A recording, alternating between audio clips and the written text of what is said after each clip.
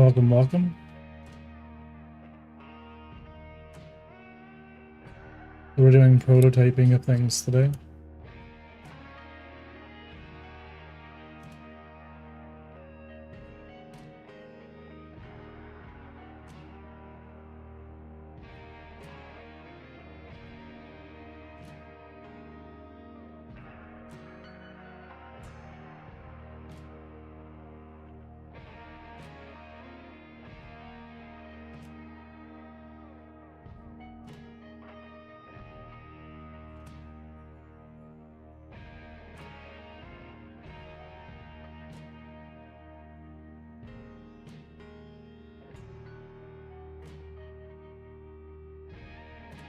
Do we have a way of regenerating dominoes? We do.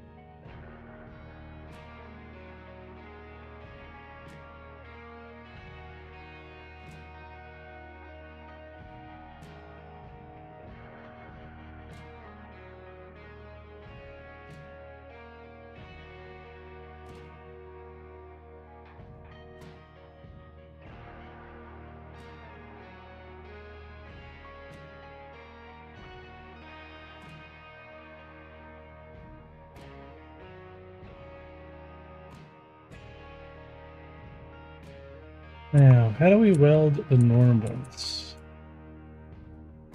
Did we do tangents before?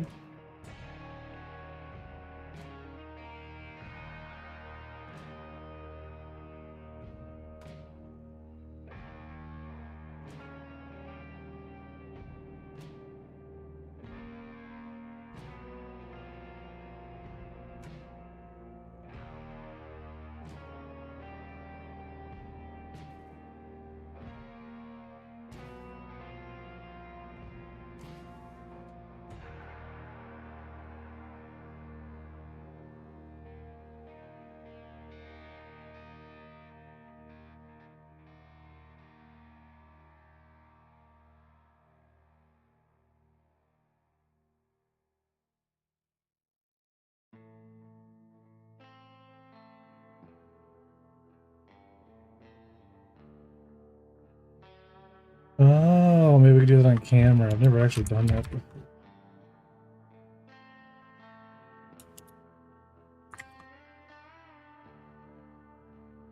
Let's make a camera.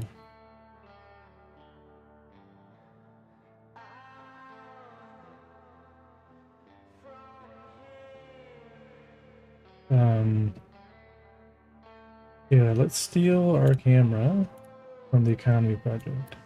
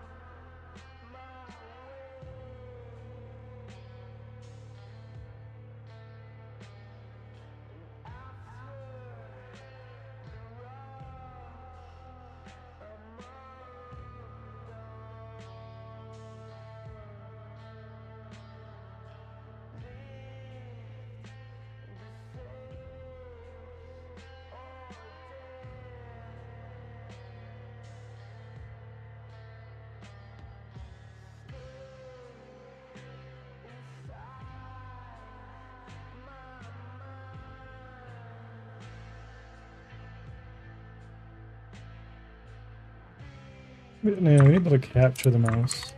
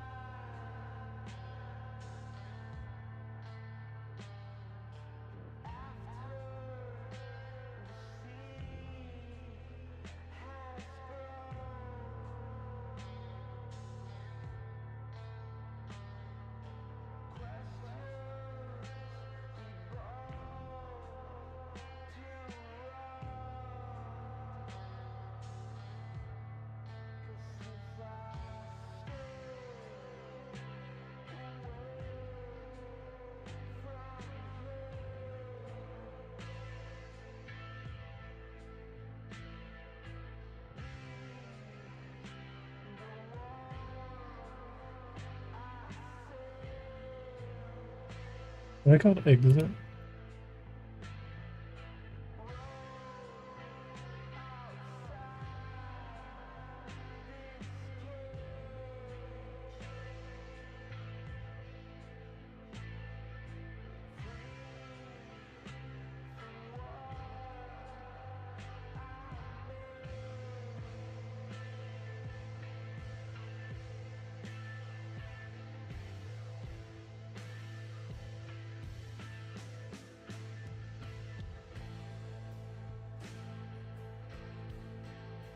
Hmm.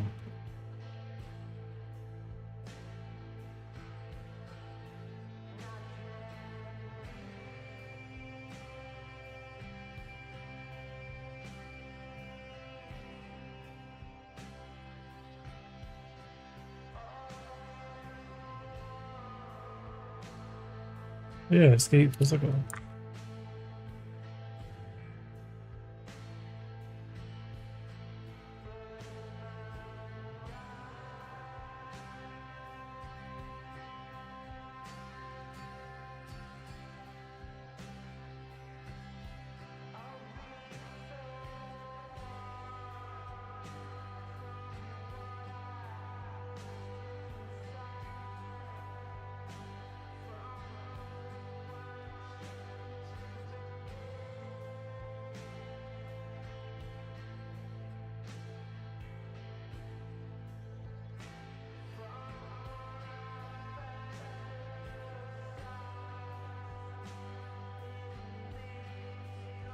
Oh, I'm an idiot.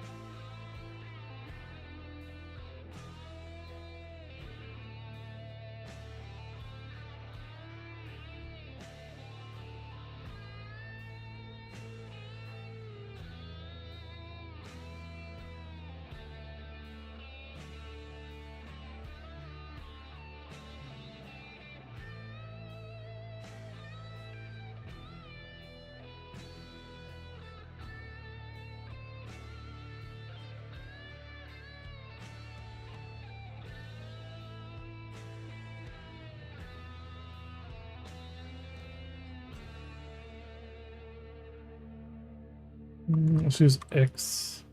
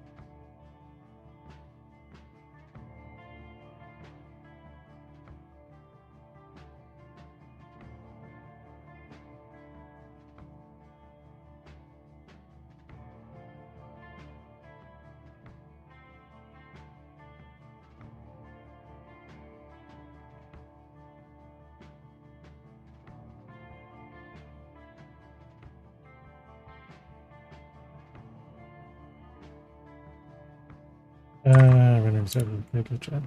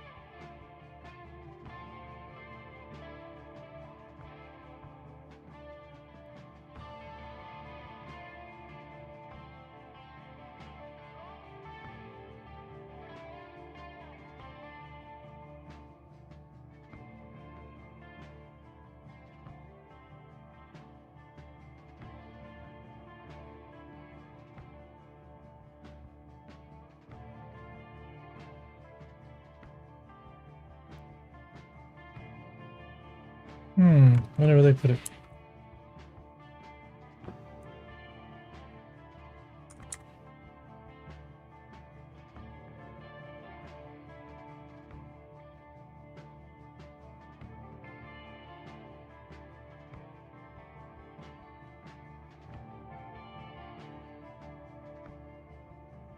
Debug warframe enabled.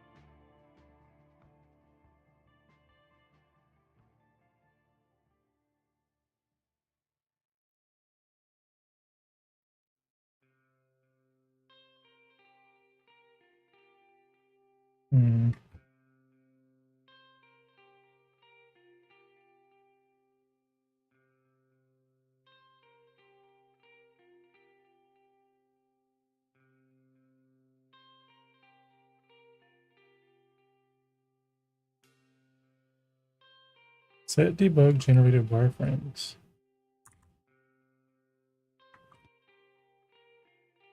Aha.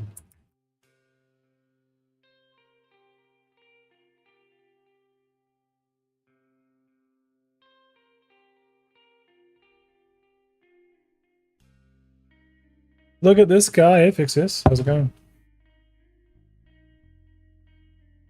Generate, right? And this.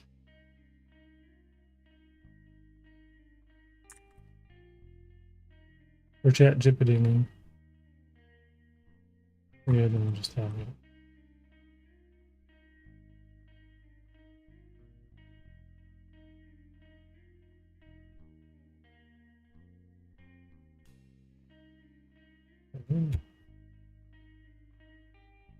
The wireframe should be X.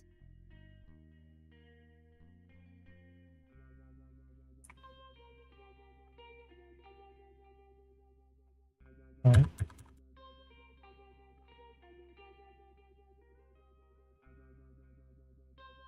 Or not.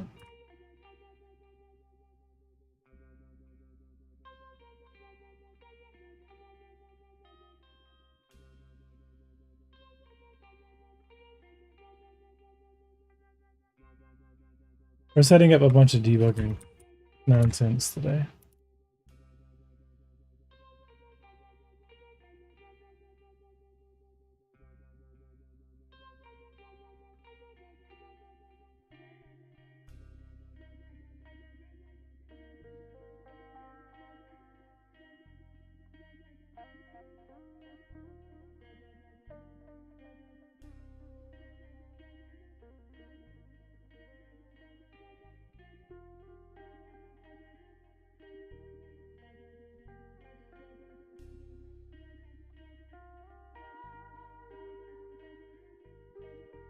Where'd it go away?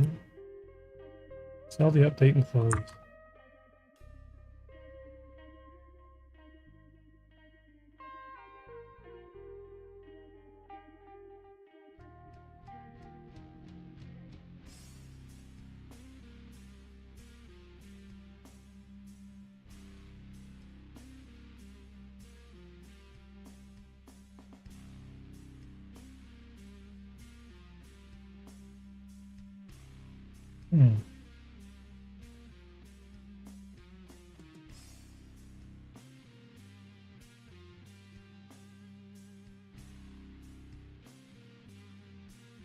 This method is currently unimplemented and does nothing if called with generate set to true. What?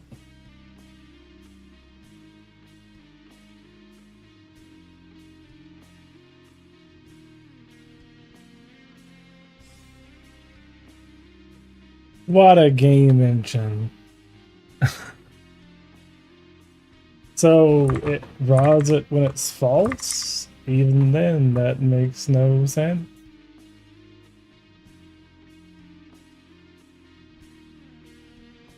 Toggle wireframe over gd.frame. That is wireframe enabled state. Does debugging had to be enabled?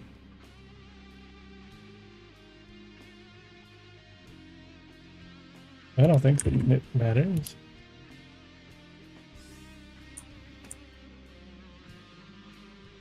It doesn't do shit. What's the point?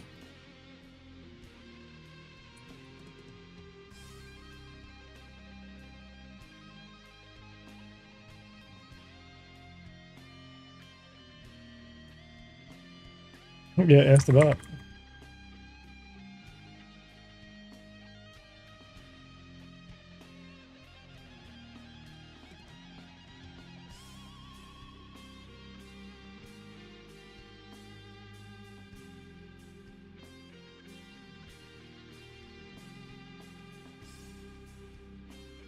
I'm gonna search the docs. Because it used to be in visual renderer, and then it was changed to render server. In 3.5 it works.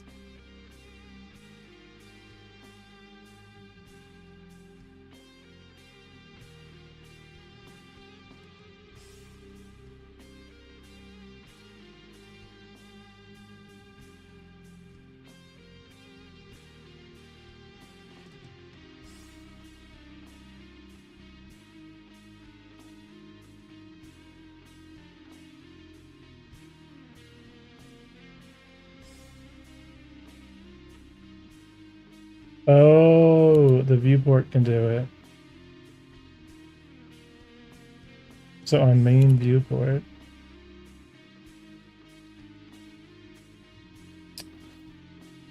We're trying to show the object wireframe, Jet.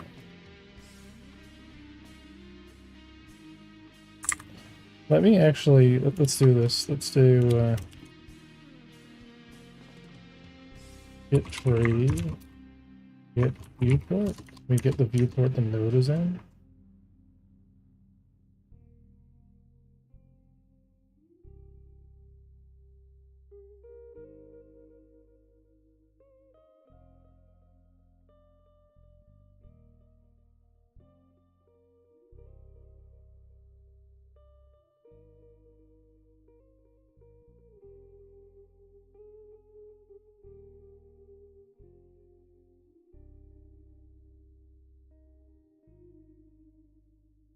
Hmm.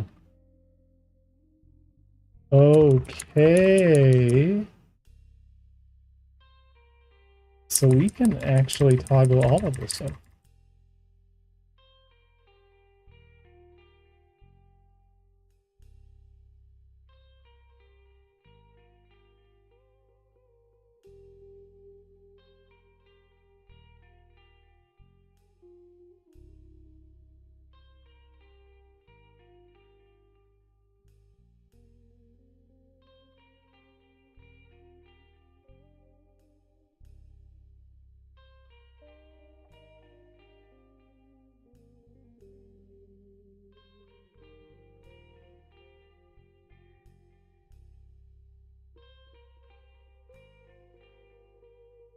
Then you'll have to disable it.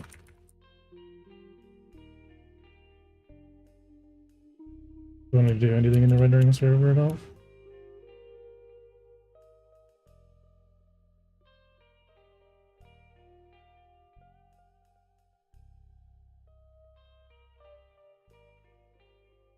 Hey, that's fucking, oh, that's so cool. Cool, okay, yeah, this helps. I'm like trying to math and I'm like, wait a second. We have bigger problems. Like, how do I know if normals are working? How do I know if they're not working? How do we like change, you know, these things in the editor? You know what I mean? Like in the game.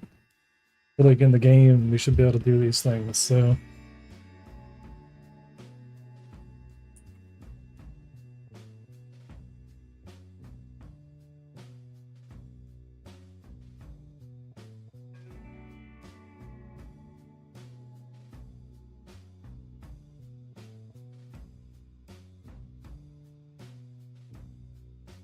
maybe we'll build a good UI for it.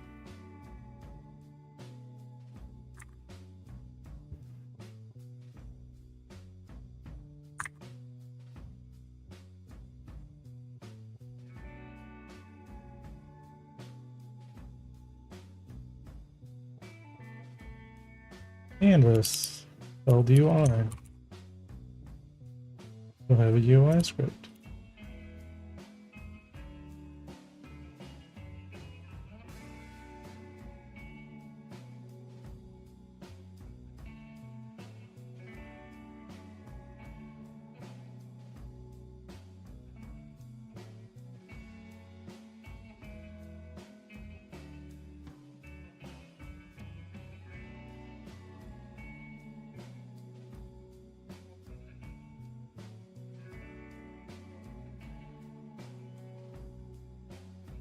Even though their camera's doing all the work here, might as well reference the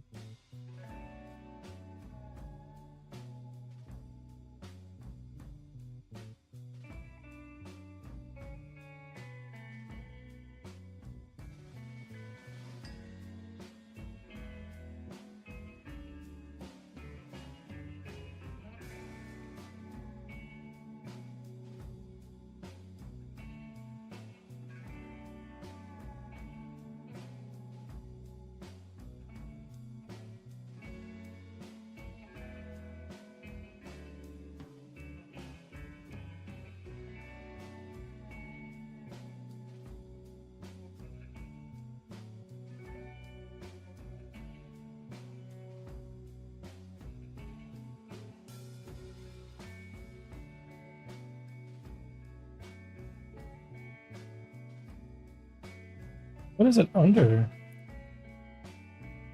An item list? I'm just gonna select box, like a drop down.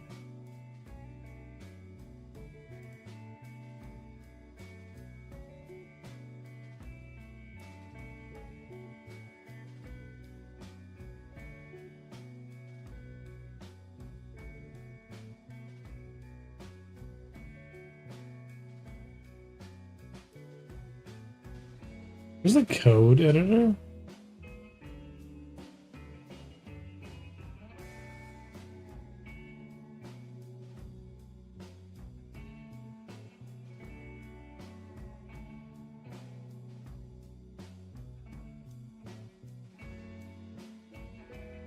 Oh, a menu bar. On option is a type of button that brings up drop down and select a button. An option button. Yep, you rock, thanks.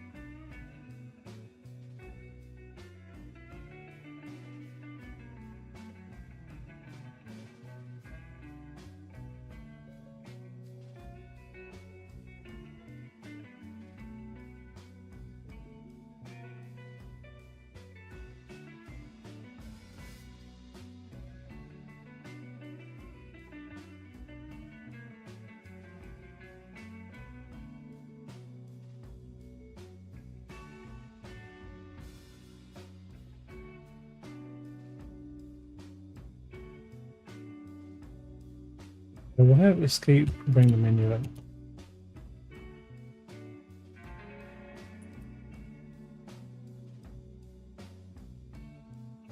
So we like the name of the menu.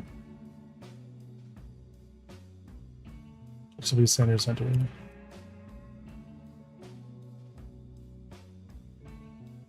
Which will have a control center.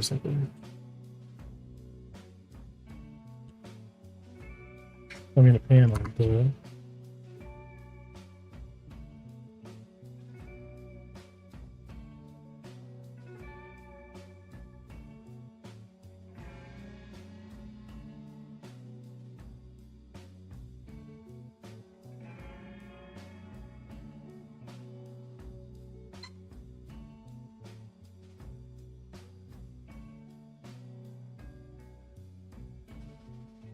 Which is only going to have quit on it.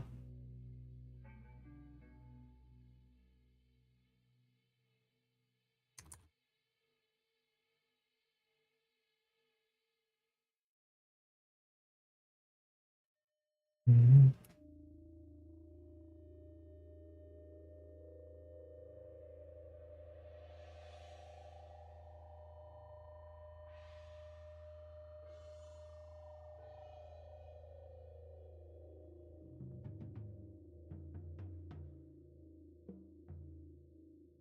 I'm going to just stick all of this in a subzone.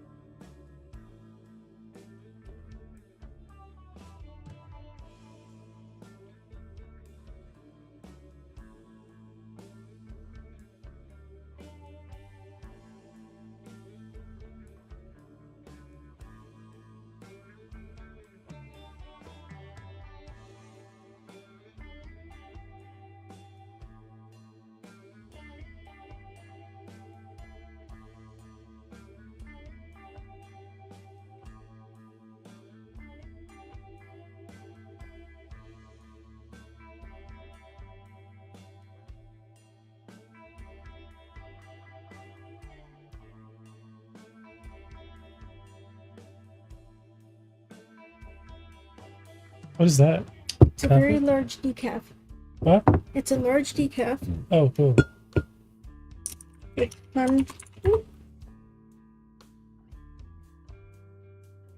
There's more of that.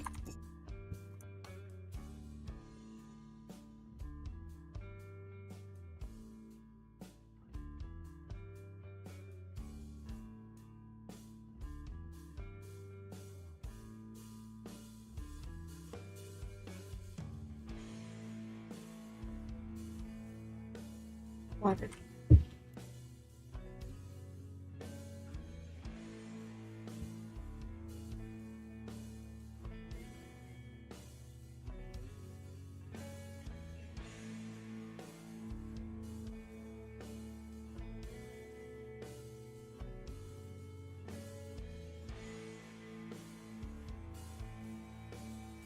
We put that.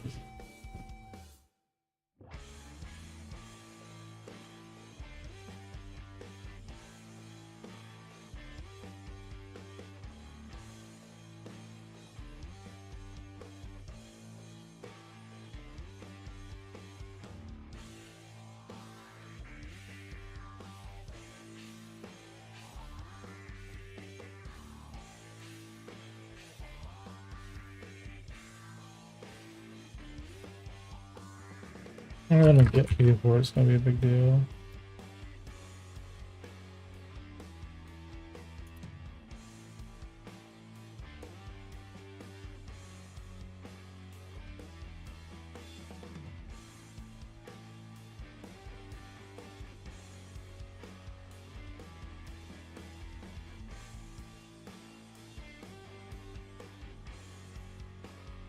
Why are you not giving me like the option to do expression?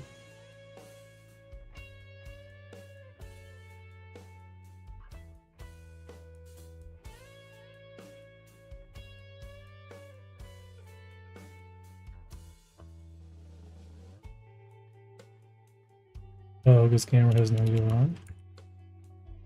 Makes sense.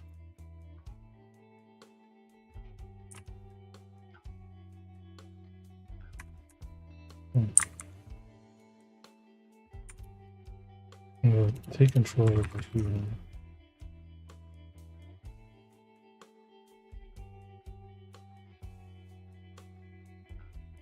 Baseline visibility. Actually, we could just do, yeah, we could just do this. Input noise mode is scroll menu dot visible.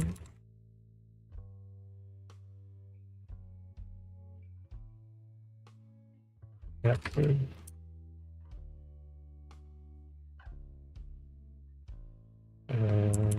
Or confined might be better.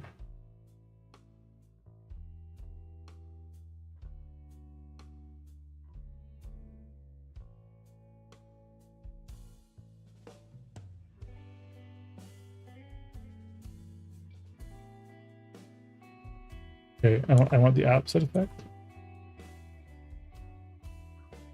Oh, actually, yeah, I like it confined. Maybe not.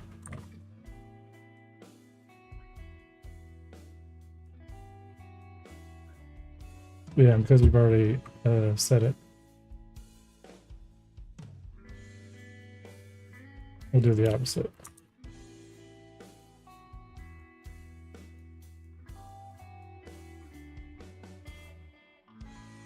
Or we won't do the opposite, we'll just reverse the parentheses.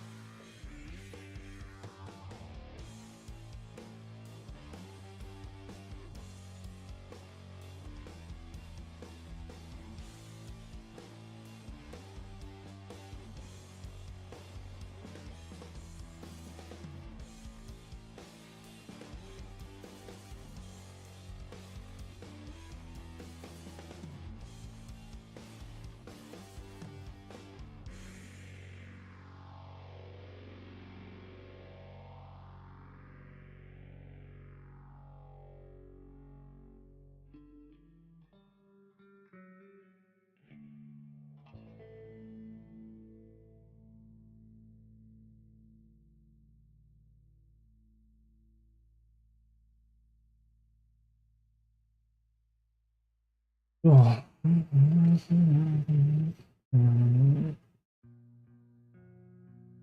Why do I want to use like DRM GUI for this stuff instead of using the default Godot one? So we could do a bit more with it, like the C# implementation of DRM GUI. That'd be probably better.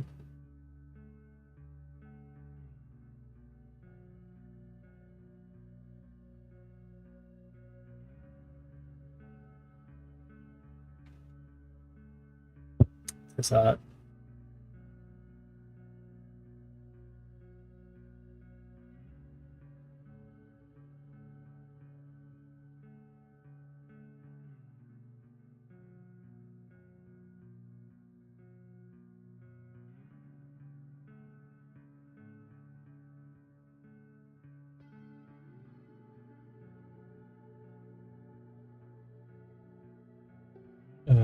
Let's edit child, set mode 3D.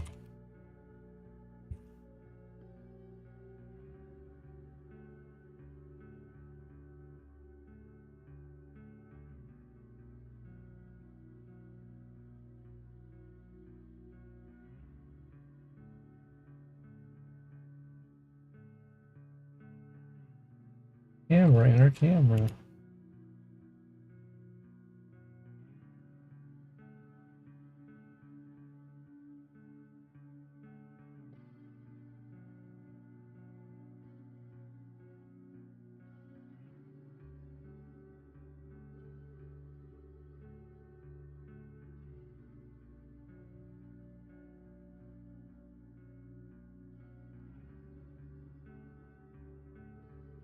Yeah, I wonder.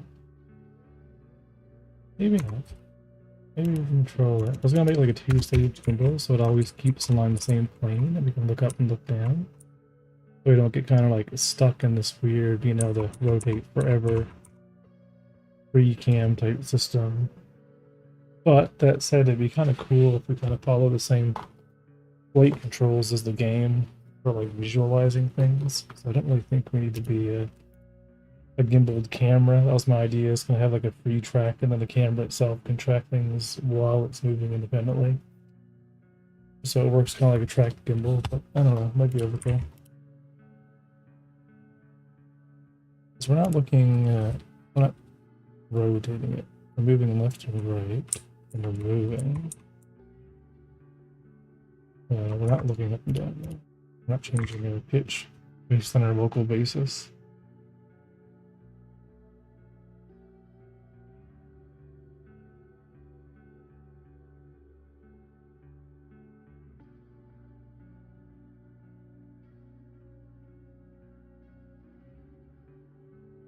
We're moving on the Y.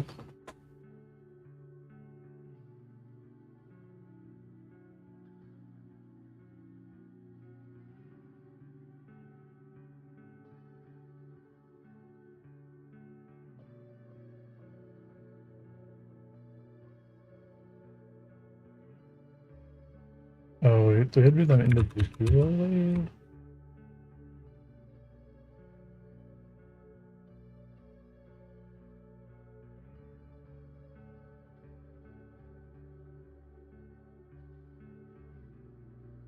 Yeah, what angle?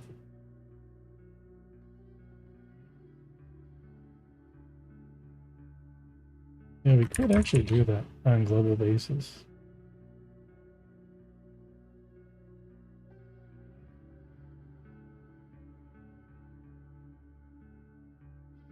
Wait, it does have global basis, doesn't it?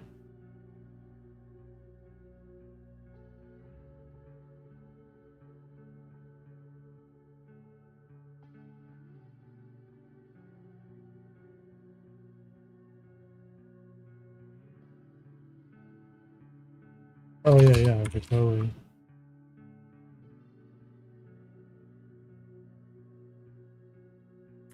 Yeah, we could do 2 rotations on a global basis.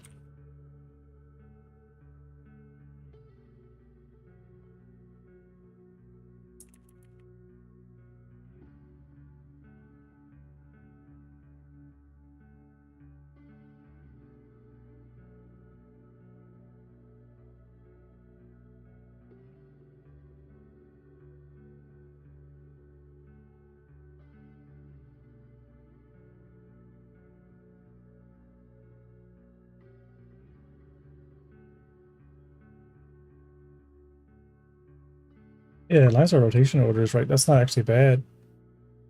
Hey, Scared Citizen, how's it going, man? Welcome to the stream. I'm currently not working on the main project today. I'm working on some Planet Tech stuff. As a part of, oh yeah, that's the issue. We're kind of stuck.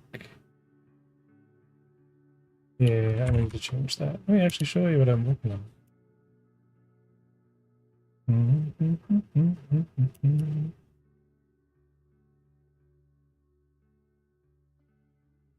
So it's a long-winded rant, but we're making our own space game, which is where we're putting the economy first. So the economy means pretty much like everything when it comes to like the decision of the game and how the game runs and how everything kind of functions. We're currently working on different medical gameplay loops and you know, I'll go over the basics, but as a scarred citizen, I think you know how Star Citizen plays out, but my game's a little bit different. It's smaller in scope. So we have you know, right now we have some smaller ships. So this is my first initial transport ship. Everything. I wish the editor wasn't so mouse sensitive on the mouse movement. Wait, you don't need server mission for the economy? No, but I can actually show you something just before I hit play. Let me just show you something real quick. Just a demo. Let's go into projects here. Godot, Celestial builds. Here we go. Celestial. So this is just like a little prototype. Every one of these is a Godot dedicated server. So let me just create this replication. Oh, I gotta allow it to my firewall because I've been playing around with it. So let me create a shard here, and this is like a Godot standard server you would connect to. I can add objects to it. They spawn in, they replicate, and they're updating their position. If I take, as an example, another one of these shards, and I take, as an example, another one of these shards, and you know, now we have all these entities. And let's say we were that are fully synchronized in real time. Now let's just say we killed this replicator. Right now, oh no, we don't have any replication anymore. If I add a client, it's no longer synced, which obviously would suck. But let's restore a new replicator. And oh look, everything is restored, and now everything is synced. And oh well, let's just kill off all the shards, as an example.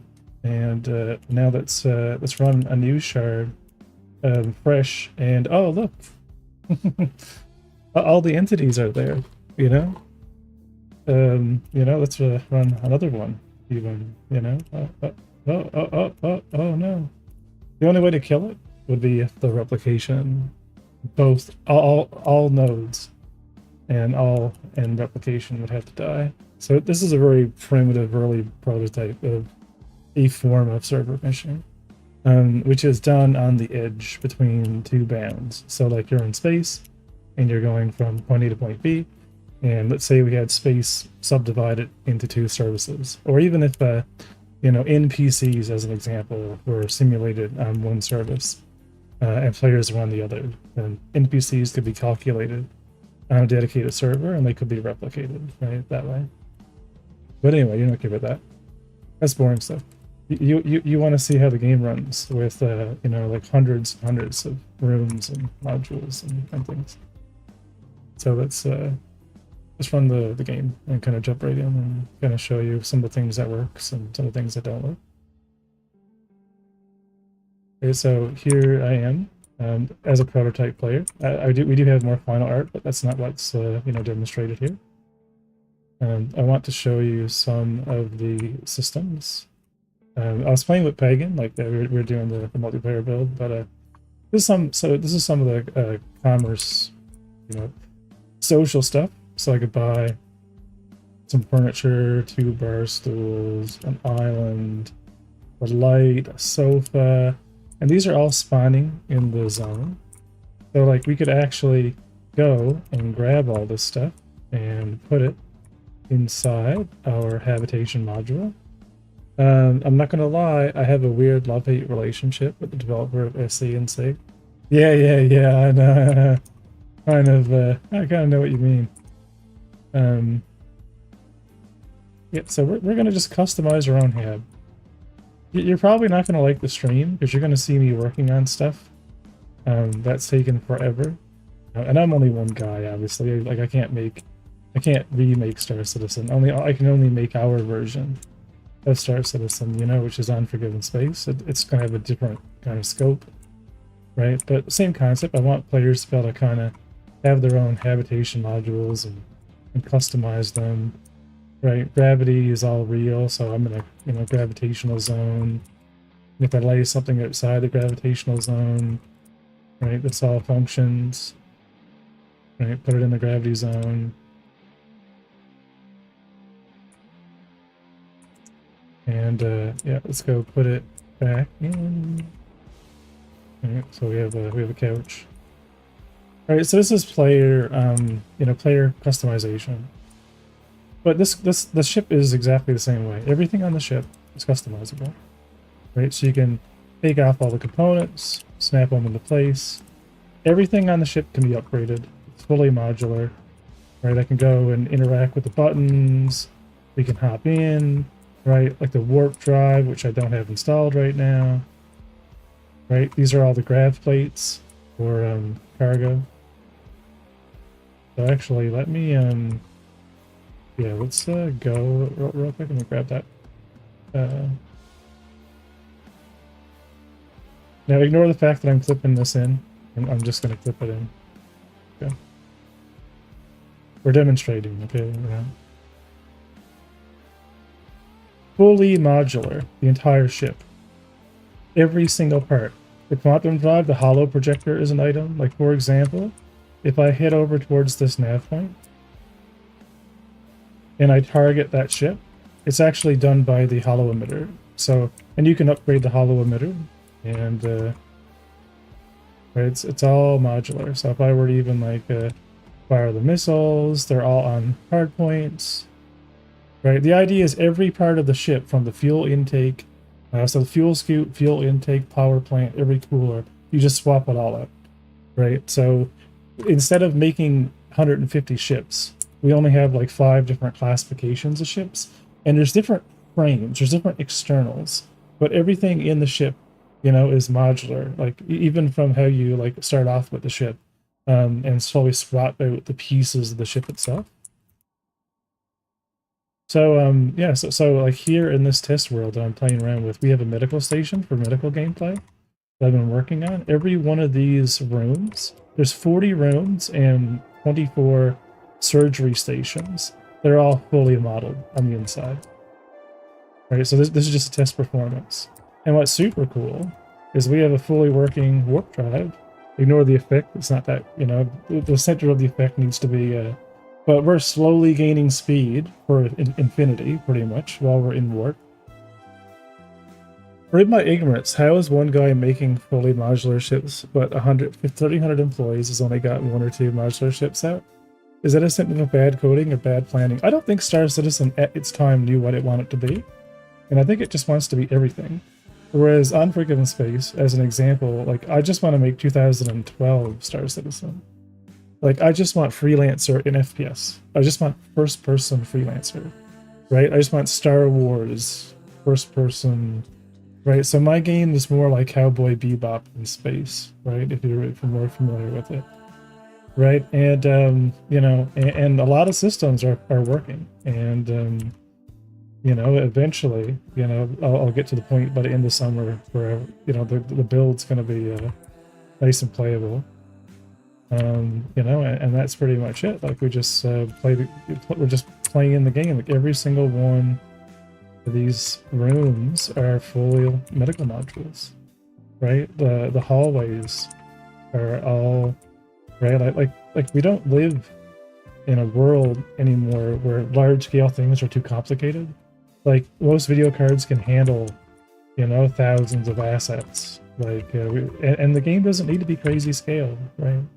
Let me show you what Prism looks like in my game. So in the game, and this will all come into this will all kind of make sense.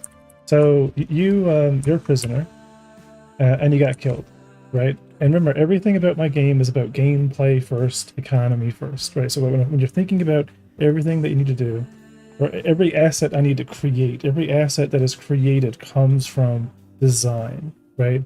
So it's intentional. The distance it takes for me to walk, right? How many floors, everything is like all encompassing. So the idea is you wake up in a prison turret.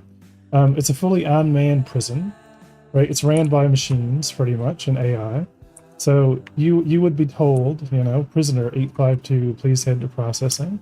So you were bad, you got blowed up, and you're going to jail. Ignore the lack of lighting. It's this repeated on every corner, right? So it's just this all the way around. And I do have a couple of props, like a prison yard, some vending machines. It's very hard at this stage to explain kind of you know how it looks, right? But that doesn't really matter, right? So I didn't want players to have elevators, so there's turrets in the middle, so that way players can be seen, you know, at every stage. But here's the factories. There's 4 wings, 4 factories, and the gameplay loop is actually quite interesting. It's basic, but everything in the game is basic. Like if you add up a whole bunch of basic things, you get a very nice game, right? So it's really simple. You know, we're making ship parts, right? So there's ships. The ships are being created. They're being worked on. Lots of sparks and cool things, and we have these welding stations. And the idea is that, you know, actual components are spawning in, right? And coming across the belt, and you as a player with your multi-tool are tack welding it. So you're playing this kind of tack welding mini game. It's not meant to be fun. You're a prisoner, right? You are a prisoner. But if you pay attention, right, while we're at a random station and we're doing random components, this station is producing those components, right? So high crime in that system around that station is producing a ton of inmates. And because it's producing a ton of inmates, the production of these components, which you, the player, are seeing, but you're being ignorant to them, right? You're looking at, the candy, but if you pay attention, you know, you'll realize that the output resource economically is actually going to be those components that are being selected by the station to be spawned in, to be worked on. Right, because any components can be. I can generate a little, you know, click on the welding part, you know, thing, and I'm building it in Godot. It was originally in Unity, and I switched to Godot so I could do a custom 64-bit build. So my version of Godot is full 64-bit. I can go 80 million meters in any direction. We can stream in any assets and stream them out without any restriction. And we're not restricted on multiplayer. So when I was in Unity, you know, physics is limited. Many other things are kind of limited. I didn't want to have those limitations. So, you know, we're using Godot, which is fully open source. And, you know, that way we won't have any limitations. You know what I mean? If I need help, right, I can just ask the community, right? I can commission someone. You know what I mean? Like even, you know, the last version of Godot as an example of where Godot is going, right? Because I am a Blender artist, right? Godot just updated, right? In this current version, not even a major version, 3,500 commits from 500 contributors, right? That's a whole different ecosystem. You can say, oh, there's no corporation behind it. Well, there's a foundation behind it. And I can modify this engine to do anything. So while I'm working on the game, Godot itself has been improving on animations, improving on the graphics quality of things. You know, Google's putting a ton of money in optimizing Vulkan on the engine for, you know, mobile and everything else.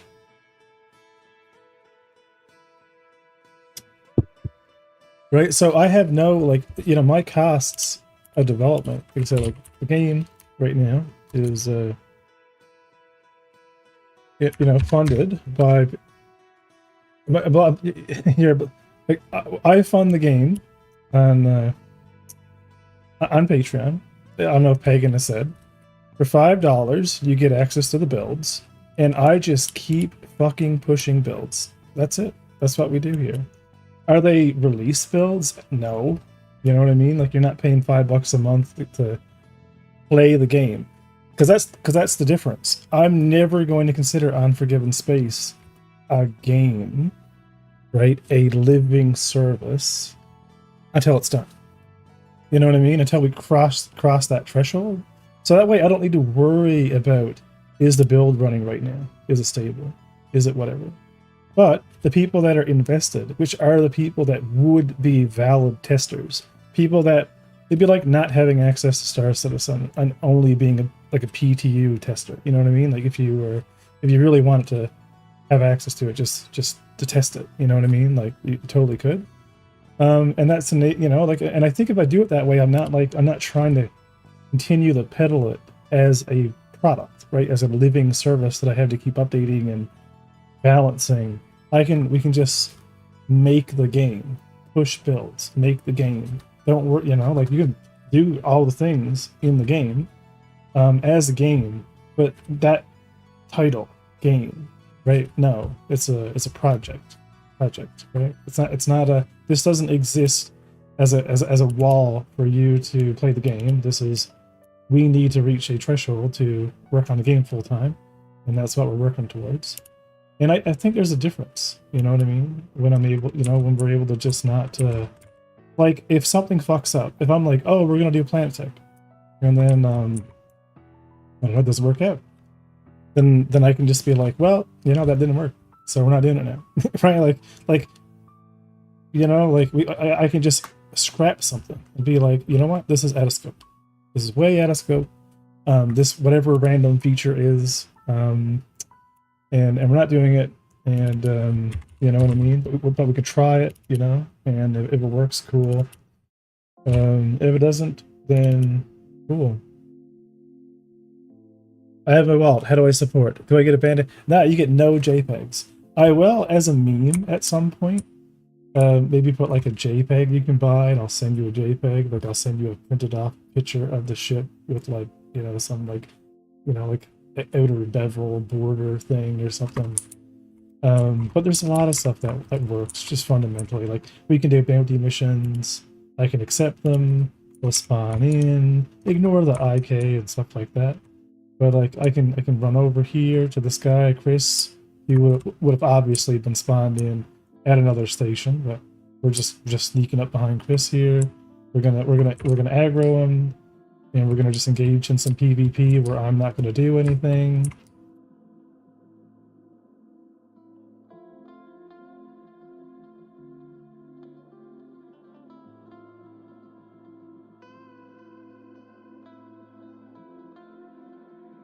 I should be done. Maybe my colliders are broke. Well, Chris, you had your moment. Let me spawn another one.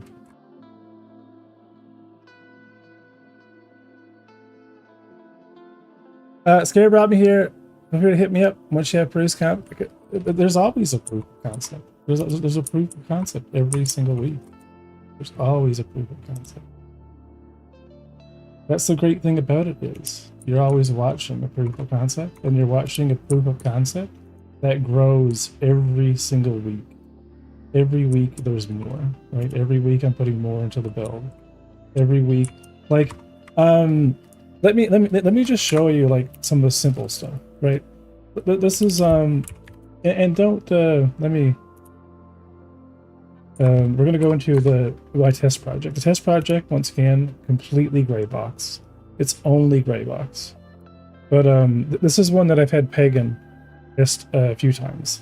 So this is very simple stuff that you're about to see, and obviously in many ways we're way ahead of all this stuff. But I just wanted to just show you keeping things simple, right? So here we are, empty test scene. Let's go to Universe Online.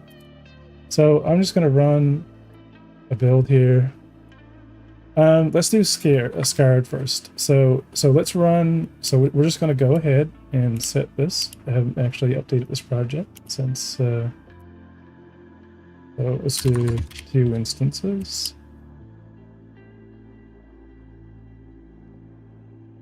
So this is a proof of concept, but I mean, so let's go ahead and do server. So we're going to actually just host. So we're going to do server.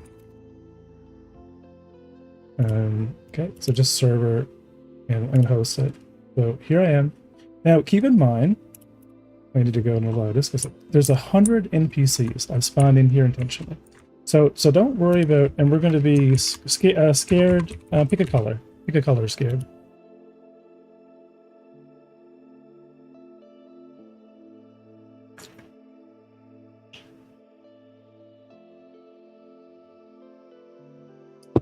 Or if you don't pick a color, Grumpy, pick a color.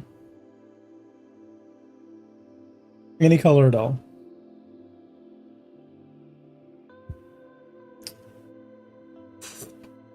Scared says purple, okay? So purple, pick something kind of like purplish, perfect. I'm gonna join in. So I'm here with the server. I'm scared. Keep in mind there's 100 synchronized NPCs here. Grumpy will be red, okay, I'll join in with Grumpy after.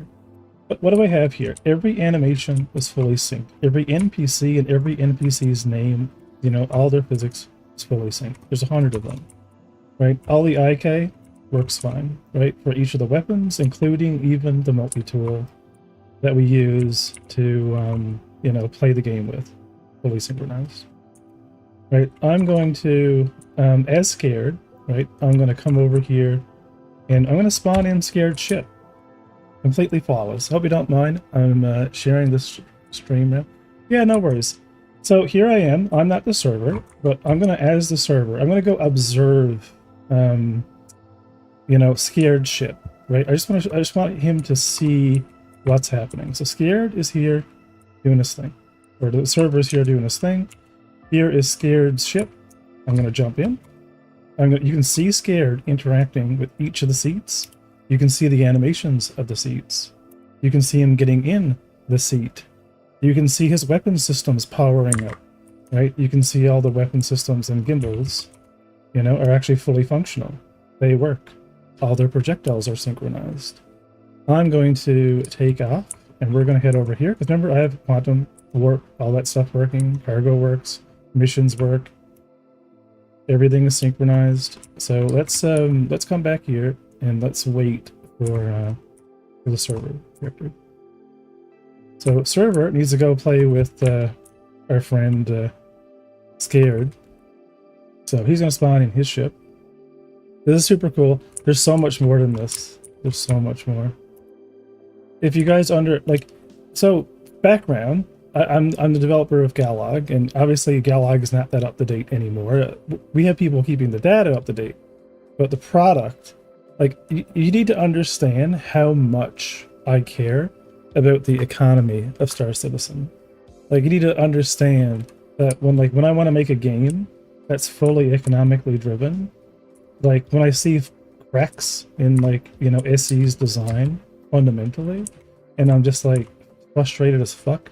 Because like some of their testing stuff shouldn't be the way that it's done. Like the economy should be very transparent, and you should be able to see what changes are being made to it so that it can be tested, right? Routes can be changed and things like that, you know? So you understand that there's a ton of not anger or anything like that. Just I have a very different drive in what I want this game to be, you know, which is different than SC. But anyway, this is all working, and we can actually chat with each other. We can go and shut down this Comrade. But let me show you something even cooler. Let's we aim towards let's see if we can find where the other ship's looking. Yep. Let me go get aligned to the ship. There we go. So let's just watch our friend here. Watch this. Right, and you can still see him. He's in warp. He's slowly increasing forever.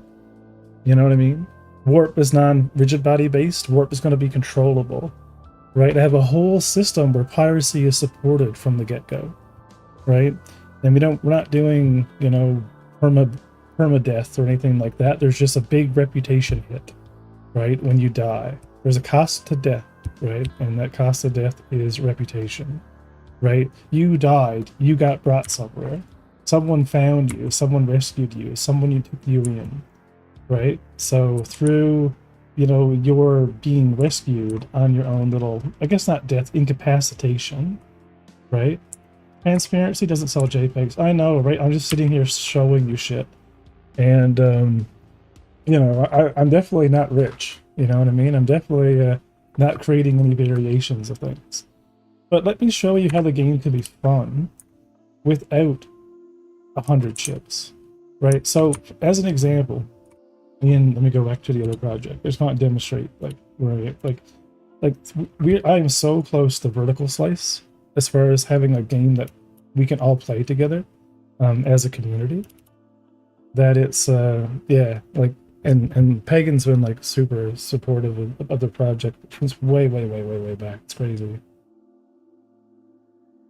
But we're going to talk about variation, right? How the ships. So let's look at our ship.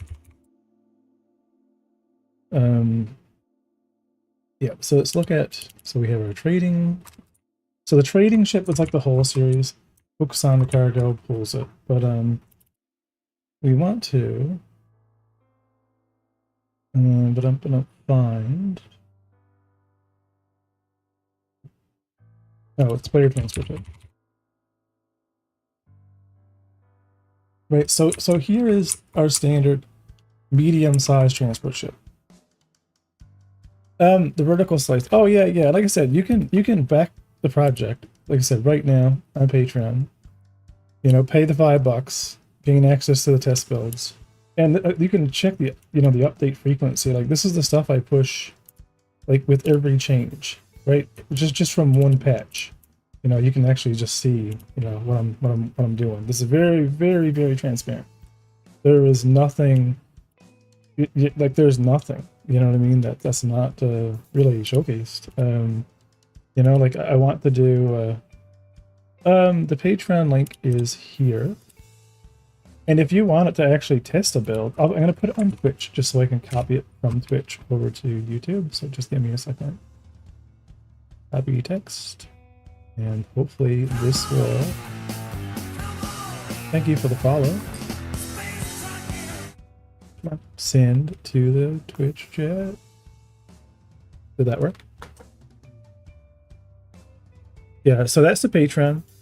You know, $5 and you get access to it. It's all done manually, right? I literally add you to a Google Drive folder. I don't have a ton of automation. So like if a billion people were to jump on the Patreon, it's a very one-on-one thing right now, right? Like this process. But let's go back to design and chat about design for a second. So let's turn off the ship body, right? And this is where kind of you know, the ship itself, it looks like it's right, it looks as if it's kind of nice and smooth. But on the inside of the ship, if we take a look here, it's all down to a metric, right? So the cockpit on a medium ship is 2 by 2 meters. Every one of the panels for the front are 0.5 meter, right? So this is 3 meters by 3 meters. And then all the modules coming back are 4 meters wide. So every one of these, like individual modules, like the right, our little bathroom module, all of this stuff is modular. So I can create like pretty much unlimited. Hey, thanks, Grifter. Right, unlimited variations, and we can just change the outside of the ship. We can just change the frame, right, without having to change the systems. We can have different versions of the engines. All engines in Unforgiven space are VTOL, right? Primary engines are VTOL, they're hydrogen-based. The thrusters are electrical-based. All of the components, I wish I had a version where I have it all attached, but I don't right now because I'm redoing the underside of the ship, so it's kind of annoying. But, like, when you get the ship, as an example, like how this is designed to work, if I go into interior here, or the wall, right? is that this ship, when you first get it, will have this wall kind of here. So you'll come in through the airlock, and you'll have your suit locker, and you'll have your base components. You'll have more storage, so there'll be more mag plates back here, but there won't be like a sleeping module. There won't be like the dining module, anything like that, right? So the idea is you get more storage with a base ship, but you need to upgrade it, right? You want to get the sleeping module so you don't have to log out. You know what I mean? It's like having a a real truck, where you want to be able to just kind of go to sleep, log out. So there's reasons to upgrade everything and swap out the modules themselves. Some of these modules are more social. Like if you're like more min-maxing it, you could get rid of the shower, and then because you got rid of the shower, you can kind of get rid of anything to kind of give you a little bit more space. But you're going to be limited in maximum capacity by also weight. Right, so like there's not just volume. There's also going to be like kind of weight. That's going to be. I feel cheated right now. Why? Anyway, because I think more ships, like I think variations are more important. Like I can just make a new variation by just modeling the outside. You know what I mean? And changing the brand, right? And making it look a bit cooler. And then fiscally, because I'm very transparent with the marketing process of this, like you can change any color on the ship, but I could make unique skins for that type of ship, like a unique paint job. Like I think I could actually fund the game on just cabin accessories and like fuzzy dice and just like cosmetics, and I bet you they would still cover, the costs required to keep the services online, because the reality is, if nobody's playing the game, there's nothing running on the servers. You know what I mean? There's no instances running to manage any of the star systems, right? Because there's no one playing the game. So, right, service costs are scalar to player activity, and player activity, if they're fun, a player should want to, through their own, attrition, want to purchase little things here and there, that makes their playing experience feel better, without very parasitic marketing. Or that's what I kind of hope to at least do. Now, would it be successful? I have no idea. I'm just making I'm just making the game regardless, and and seeing if we can kind of get to that point. But like the combat, ship AI, ships fly. So you're saying you want it to be fun first. The thing is, Scared, I can send you a build right now, right? I can send you a build, and you can jump in with me and run around and be like, oh, this is not really that fun. Or, you know what, this is kind of fun. Or like maybe you don't know what, like maybe like, like you can say everything is fun because it's cool, but like which build was more fun? Like when we did the flight model this way, and I did a random test patch that like, changed it to a certain, like make it more like, quicker. Like, like was that better than this patch? So I can directly work with players to be like, to find the fun early, because you don't need full graphics to find the fun, right? You can have all gray box, gray box models, and still, like, oh yeah, this is fun, Because if you otherwise, you're never gonna know, like you know what I mean? Like I jump in SC. And I'm at Lorville, and I only have like 3 hours because I just got home from dropping off my son. You know what I mean? And I'm like, I'm now like 40, so I only have like, let's say 3 hours. You know what I mean? If I got to spend like an hour of that traversing, right, and then getting going, and then there's also the challenge of just things that can happen to you in a game anyway, because the game, is the game. You know what I mean? Like it's immersive, but after like 100 times, is it fun? You know what I mean? Like like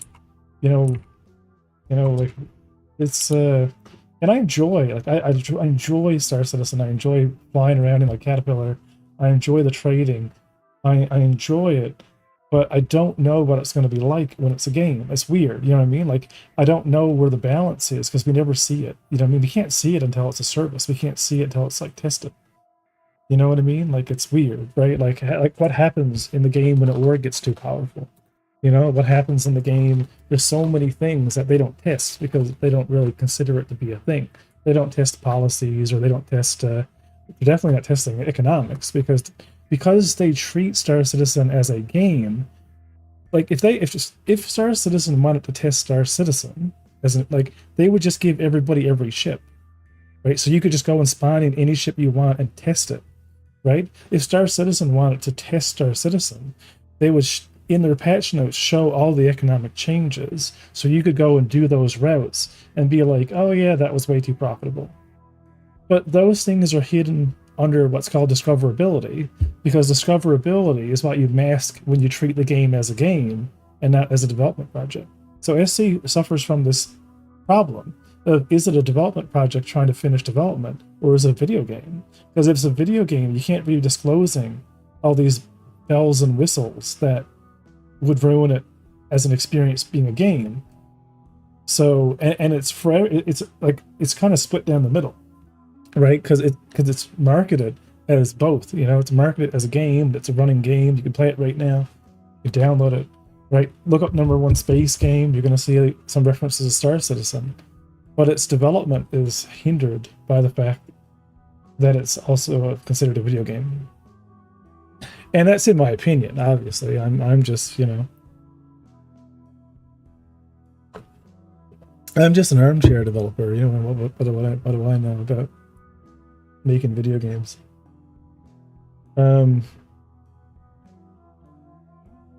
Yeah, so that's, anyway, before you guys popped in, I was working on some planet stuff, but that's what I'm working on now. So like, I want to get the mechanics of prison in the game. I want to get players dying with a crime stat, you know, being teleported.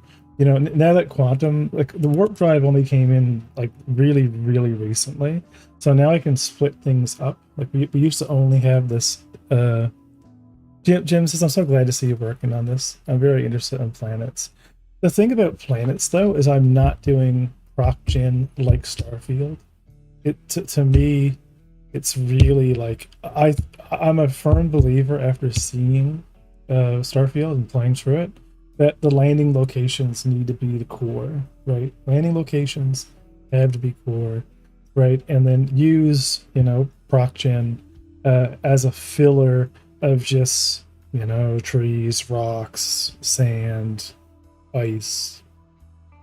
But don't put the intention in the player from the get-go, right? That you can go anywhere, do anything, because you're just going to have to create dynamic content that's boring.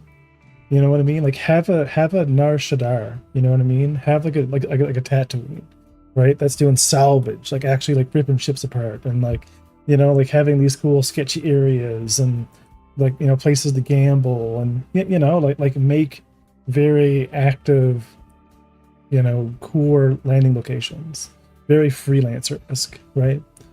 And make those your, you know, your pivot point. You know, like when you have a star system, your star system has X planets. Those X planets have Y landing locations, and, you know, between them collectively, they bring to life, you know, the totality of what the star system needs to represent,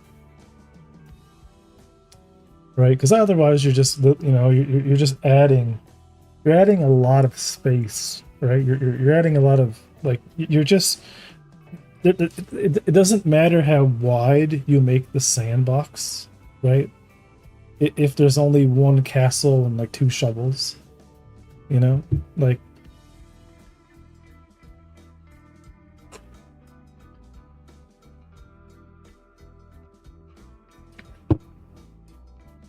but yeah.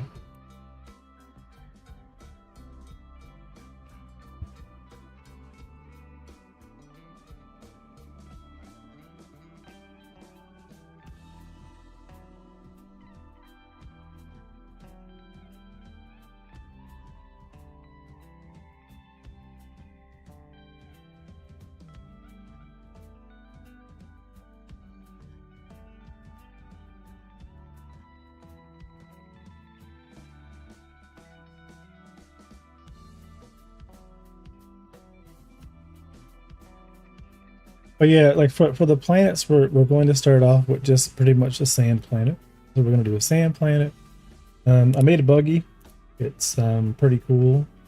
It's actually like kind of a multi-purpose buggy. I mean, actually, I'll get your opinion on it.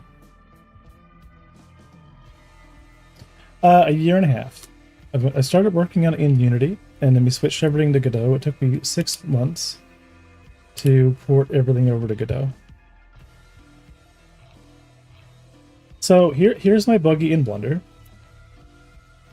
Here's the van variant. It's a fully like simulated system. And this is the one that I love the most. This is the lift variant. So this is actually the forklift of the game, you know, made by the same manufacturer as the ship. And it has a really cool like loading kind of mechanism where we can like extend the back of it.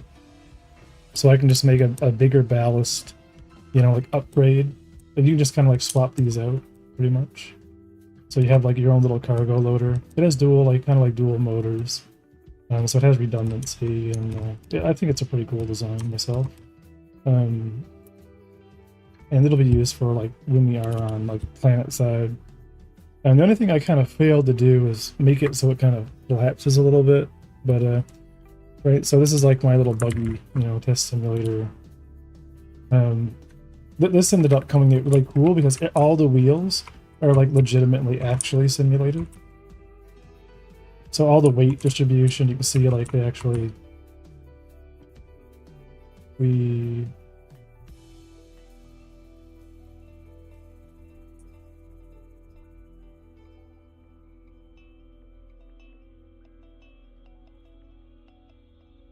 can't do much with it now, but you know it's shelved until I get a little bit further along with the plant tech. So it's ready for when we kind of you know, touch down. There's a lot of stuff that's like what I'll generally do is I'll spend a bit of time solving a problem so that I know I can do it, like server machine and like some of the other stuff, and then I'll go in afterwards and be like, okay, I know this is gonna work for me. So like here as an example, this is some of the tech that I was working on for Asteroids. So we are here. This is a fully volumetric environment, and we have right now 1,000 asteroids, and it runs at 1400 FPS. So let me spawn in a few more. Now we're at 4,000 asteroids. Now we're at 8,000, 16,000, 30. I'm just hitting spacebar, by the way. Right, 64,000 asteroids. Here's 256 asteroids, all GPU instanced, all being affected by the light. I'm going to head up towards the surface, because if I don't, then we're just going to get too many asteroids. But yeah, I can literally load in. Right, here's a million asteroids. Right, all done on GPU. Let's do 2 million. At 4 million, things kind of start slowing down. Because we're now at like too many asteroids. It's like, you know, like 100 FPS. And if we, you know, just keep hitting that spacebar until we reach the maximum, which would be like absolutely like stupid amounts of asteroids. This is some of the stuff that I'm going to be combining, you know, with the real server spawned asteroids to do like a really nice fracturing system, similar to Star Citizen, you know, where you kind of have to scan the asteroid, shows the composition, and depending on where you put damage, it'll fracture, right? So you do have control over how it fractures, but it is a pre-fractured asteroid. And then you kind of just start gobbling it up, you know, like you would. But I can actually kind of adjust the what I'm going to do is set it up so like the asteroid ring that's kind of around some of the star systems will sample from the ring itself, you know, the color that represents, you know, how that ring, you know, would be visible to the player. And then as you get into that asteroid ring, when these spawn in, they'll spawn in with those parameters, you know, based on that value sampled from the asteroid ring. So like what you're seeing is still like a representation of where, you know, you would be when you're kind of flying into a super thick asteroid ring. And I think it'll be cool. I think once it's all like kind of done, I think it'll be kind of awesome. Because I really want mining to be really fun, and I want salvage to be really fun. And salvage is really basic as well. It's just the ships, because we don't have a million ships. they're just made out of pre-fractured, pieces that kind of blow up and like kind of come apart, and then each piece of the ship is worth something, right? So that way you can actually like destroy a ship and have it be literally destroyed, and then kind of get out and start ripping it. I say cutting it all up, but I mean visually you can like cut a mesh, but you can't synchronize cut meshes over the network. You can't just cut everything into a million pieces, but if you pre-fracture everything, then it works totally fine. Sig's method of using like a voxel volume for representation of the hull was not a bad idea either. Anyway, that's my showcasing of stuff. But if there's anything you guys want to see, you know what I mean, or like I said, any questions, just ask away, right? It's everything's work in progress.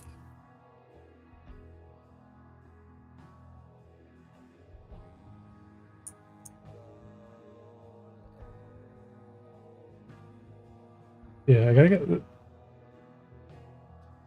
But it's been yeah, it's been fun, and this year is like things have been coming along like way faster. Like I can't wait to get the habs fully in, like be able to customize your own habs on the server.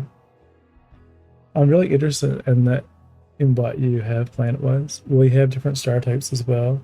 Yeah, so the idea here, let me yeah, I do actually need to go into the other project so I can kind of explain how this works. We'll go to Blender 2 actually.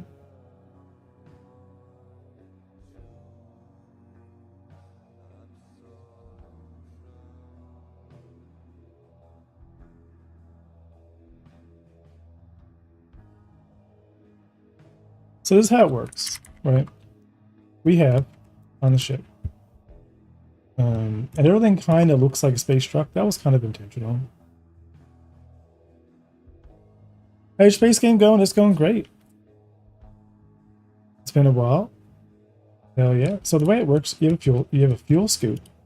So when you're out doing doing your thing in the game, you can fuel scoop just like Elite Dangerous. Only I love the idea of having a literal fuel scoop. I've never seen a fuel scoop in a game. I had asked them a couple days ago how you prevent people from falling through, and it is a simple, and it, what and is an imply program, right? How do you keep people from falling through? What do you mean?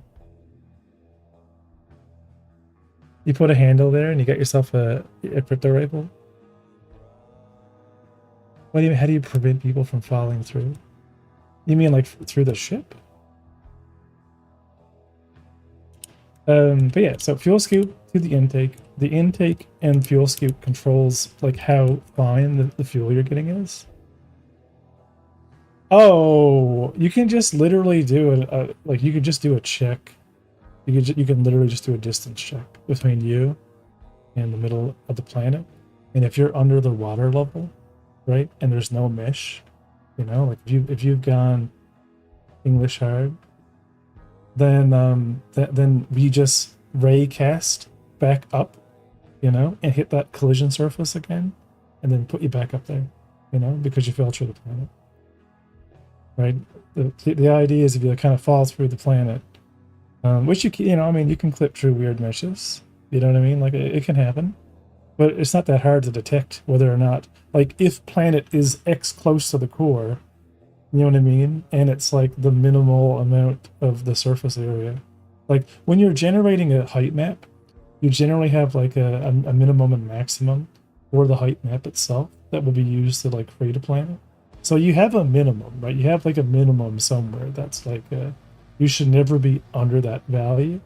So for any reason, when you are under that value, you've gone true. So in a worst case scenario, you should really just, you fall through, oh shit, I clipped through, and then it immediately, once you reach the threshold, will put you back where you were when you fell, and then send a report to be like, oh, player has fallen through at this bounds, and you can figure out what's wrong with it.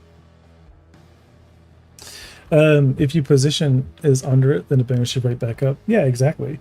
Your position, right, like where you are, to the core of the planet, that's your normal. You know what I mean? So you just go until you're back up on the surface level again.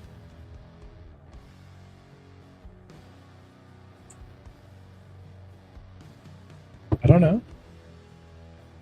I mean, one of the biggest things that I'm going to do with Unforgiven Space, let me, yeah, I was going to do, check this out. This is the craziest thing in the world. Craziest thing. Craziest idea. Like, this is like revolutionary. Crazy idea, and I'm being sarcastic. So let's launch the main build of Unforgiven Space. Right, and I'm going to connect online this time. Now, first I'm going to go into the universe server. Okay, so once I... One second. Let me...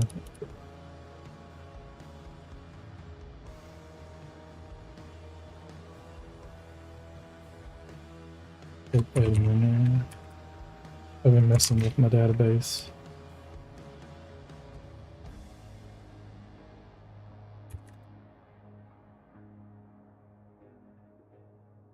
What did I change this to?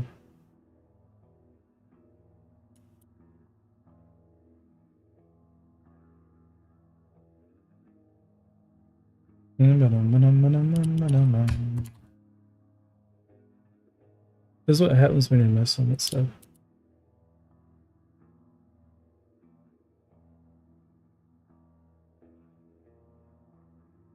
One second.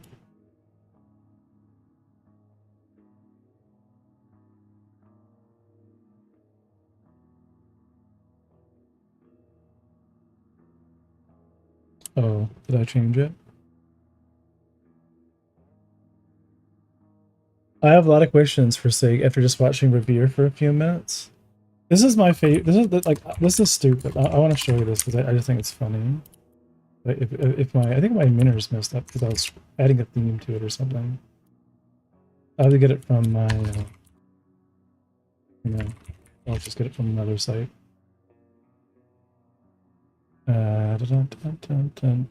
Universe server password. Where are you? Boop.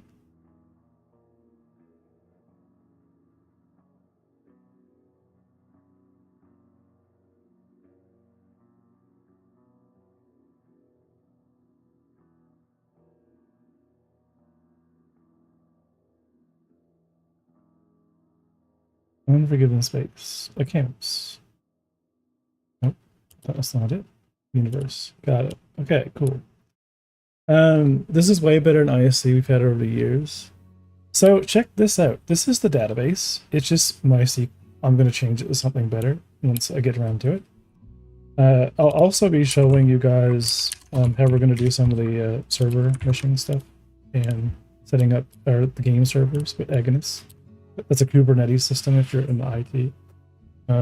We're going to be like actually building like deployment systems. Like, you know, we had to make the game. But let me show you something, right? So here, I'm not going to go and, you know, mess up the accounts. But look at this. I have the reports. And, you know, we have some reports here, right?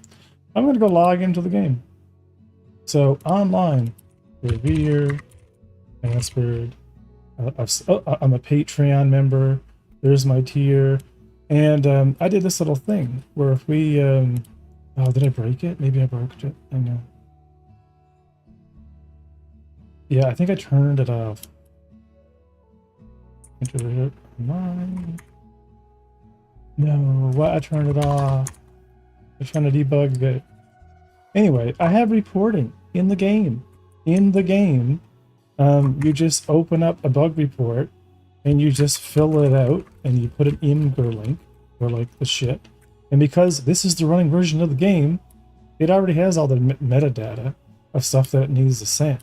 And what I'm going to do is whenever you do a mission, you know what I mean? And like the mission breaks or anything at all, you know what I mean? Just report it. Just report it. Just report it. You know what I mean? Like right there, in the game. Oh yeah, our Bradley volume is totally messed up.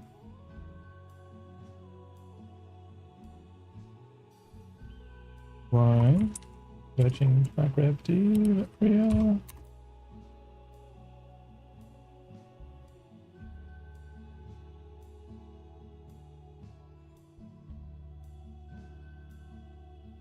This is cosmic source rate. There can't be a in-game recording. Right? Before it bugs live. Why not? I beta test Guild Wars 2, and as a beta tester for Guild Wars 2, the most important thing they had was they would generate a mission, and in the beta, there was a little button in the corner of every fucking mission where you could just click the button and be like, I got fucked up by like wolves, and the quest was stupid, and I hate this. And yeah, it might be, and that might be some QQ, you know what I mean? But it's submitted, you know? Did they have to leave the game? You know what players don't want to do while they're playing your video game? Go on a website, especially if you're already logged into the service. Like, you're already logged in to the video game, right? That you're, you know, testing. And I don't know, like, that just seems like it's not it seems like a no-brainer to me anyway. Why is that spawn node? Oh, it was a spawn node too, huh? Did I like mess around with stations here? Spawn node. No.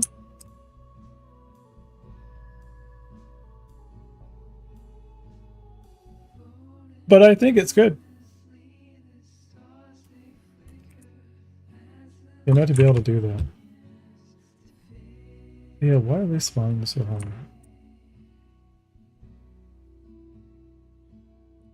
Yeah, gravity volume is, yeah, let me change the default to stations.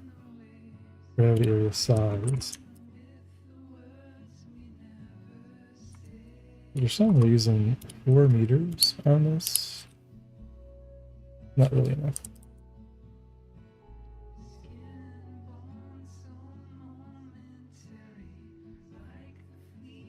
Oh, I made it wider because we were messing around with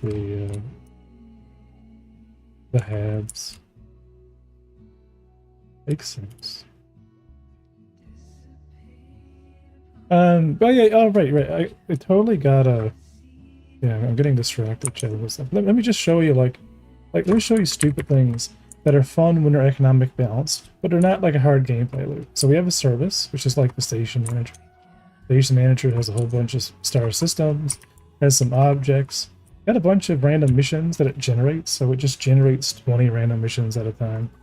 And so these are just delivery missions, right? They're supposed to have random prices like gas, water. So let's do Val, water, from Terminal 1 to Terminal 2, right? We accepted. Oh, we have a pickup location. We have a drop-off location.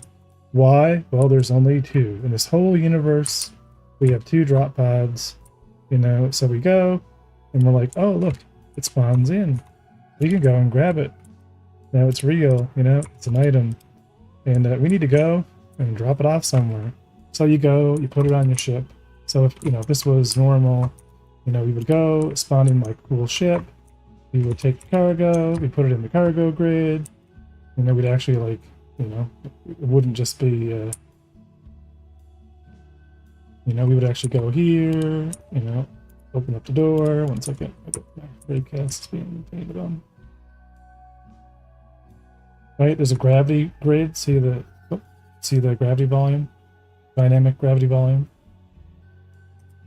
Right, so like, we put the box in the ship, which is crazy, revolutionary, right? Box and ship technology, you know, and then we fly the ship to another place, which is extremely complicated, you know, and then we, you know, we get to where we're going, and there's the turret testing, ignore that. And we open the door, you know, and then we stick it in there, close it, and we just made money. And we know the mission's complete because there's no box in there anymore. Yeah, this is like the prison system that I'm working on, testing the turrets. Right, and you can do unlimited of those, you know, like those are not too complicated.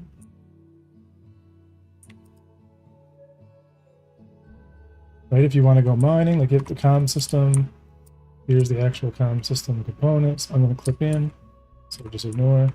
Right, you put the comm system in.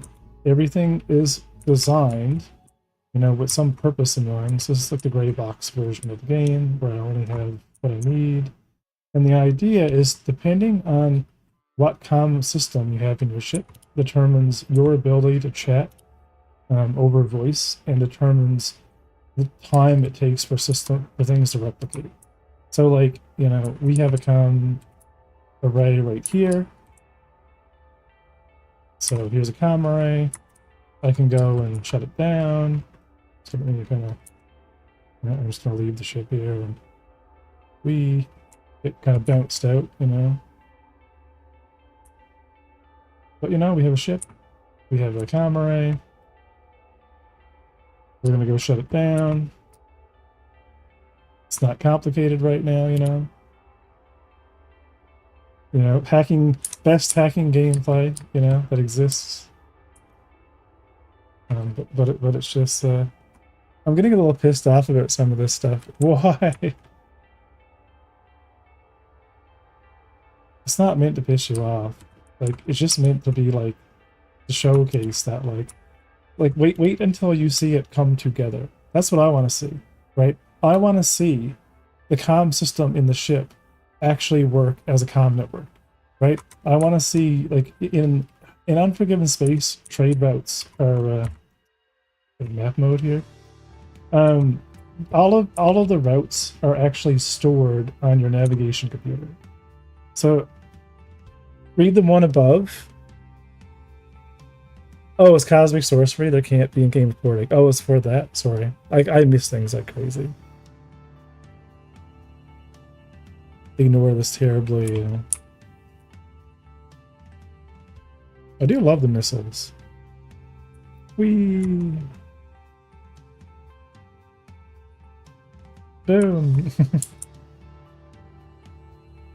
But yeah, so like, you know, I really want... Oh yeah, yeah.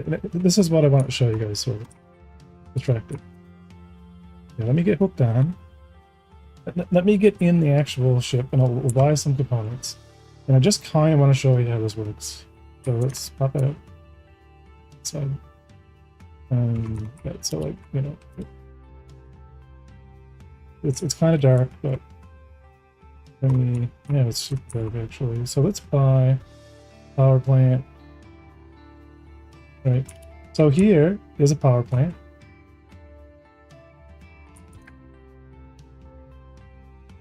Right. So everything on the ship, right? So we can take off, you know, our fuel scoop, power plant, all the coolers. Apparently, I lost a fuel plant, whatever. Oh, YouTube deleted my previous missions because I swore. Why did it take to figure out basic box stuff in ships? I can't help but make comparisons to this in SC. I mean, you know what the inspiration is, so I mean, but I don't think, like, I have a real tractor beam here, like a real tractor beam. Like, watch this. Like, you know, making stuff functional is not hard. Like, and this is a real beam too. Like, it's just like, here we go. If it's a rigid body, it gets pulled.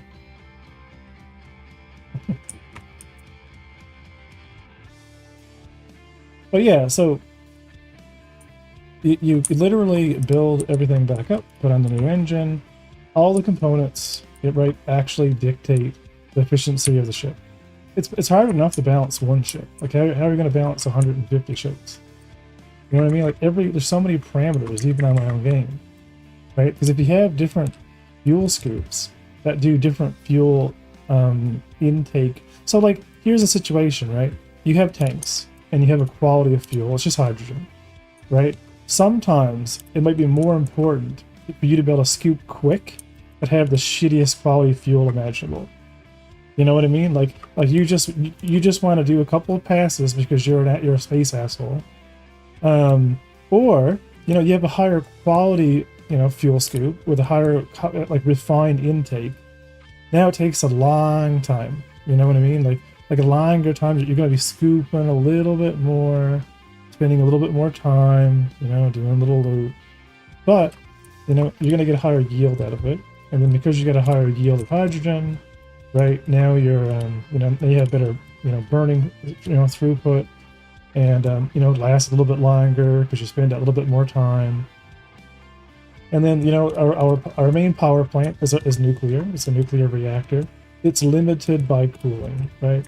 And this is the same cooling that, you know, goes up and connects to all the electrical components. So like the, you know, shield generators, the warp drive, anything that is producing heat, right? You're always in Unforgiven space thermally limited. That's why the damn ship has, like, that's not a, I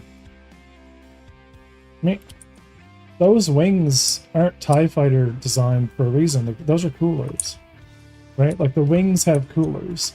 The heat goes to the wings. And what's cool is if you have a missile coming at you, you know, they're probably going to take your wing off first before they take off an engine. But then because they took off an engine, a wing before the engine, your cooling capacity just went fucked. And now, like, you know, you're not dead because you haven't lost an engine, but you're kind of in trouble. You're going to get thermally limited really quickly. Right? But that's a part of the like a part of the design, right? Of the individual systems. And you can kind of swap things out. I'm literally trying to push my ship through the ground, apparently. You're gonna go ship surfing. Right, we have mining lasers, so these are the mining lasers. We're cracking rocks. The yeah, I guess I can actually show you guys some of the systems of the project. Right, asteroids. We have some asteroids. Right, so we have a player. Right, so the idea, you know, here. Oh yeah, right. I totally forgot about the combat ship. I just forget about shit. Like, we have fighters too, by the way. They're actually kind of cool. Right, I don't have any of the interiors in them. They're actually modeled after BMW. Right, but we do have small ships. Like, small ships are a thing. Especially for, like, racing and stuff. They're a bit light. A little bit light, you know? But asteroid, you know, design, they're capsules. No surprise, because we don't care about that around here. But as I do damage to the asteroid, it'll fracture.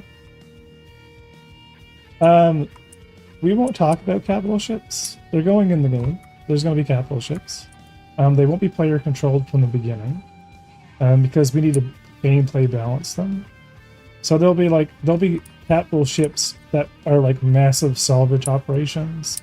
They're also security, and they're also moving large freight around the universe. There is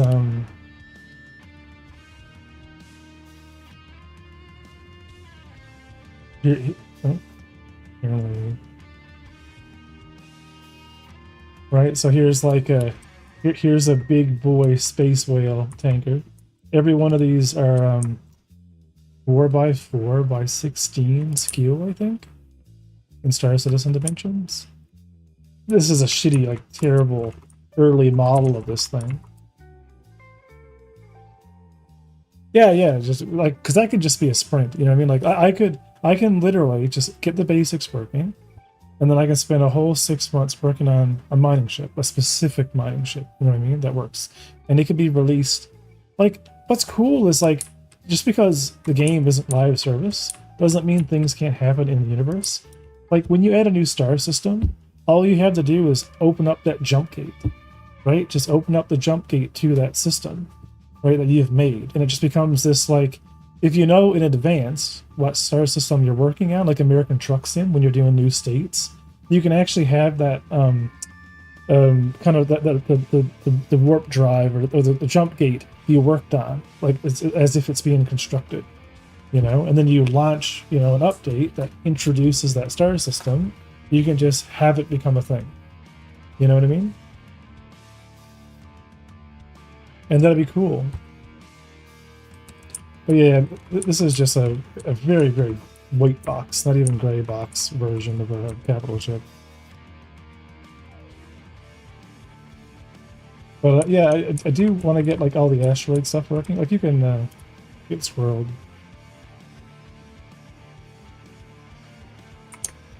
Yeah, so when let's go back. Let's just jump into the EVA.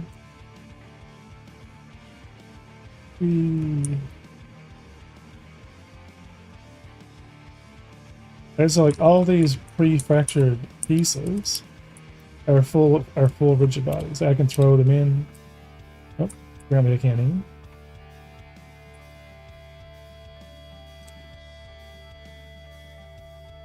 I can blow one.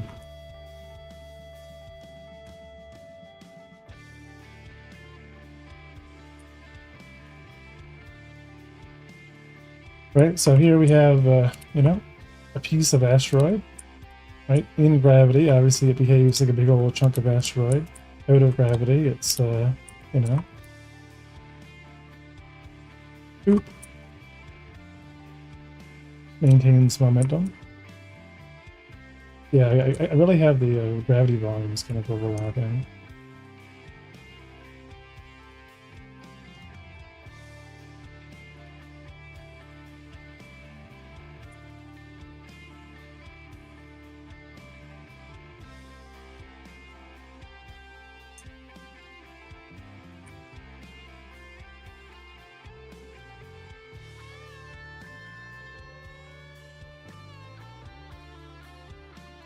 But anyway, yeah. This is the game.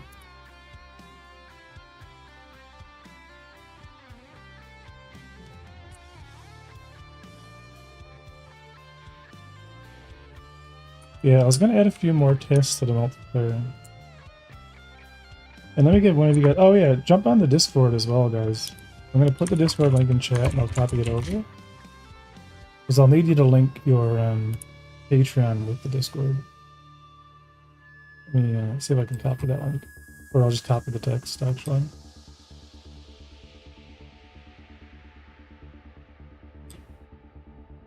Paste. Thank you.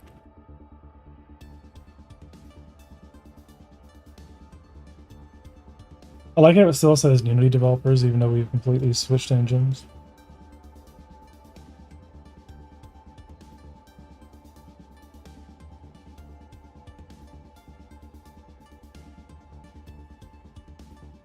Yeah, I know, Fennec. We get to add space fishing.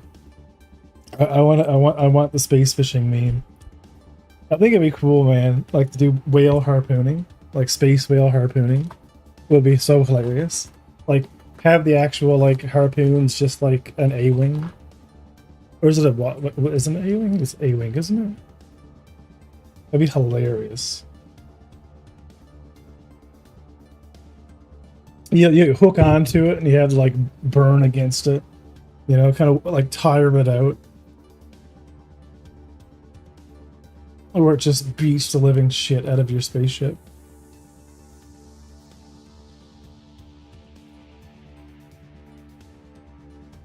Yeah, a space whale. We should model a space whale on our art stream some evening. It'd be fun. I'm out of fuel. Let's do my whale. Let me do my whale call. Yeah, well, you get a ton of fuel. Maybe that's what they're made out of. Maybe they're made out of hydrogen or something. Liquid hydrogen.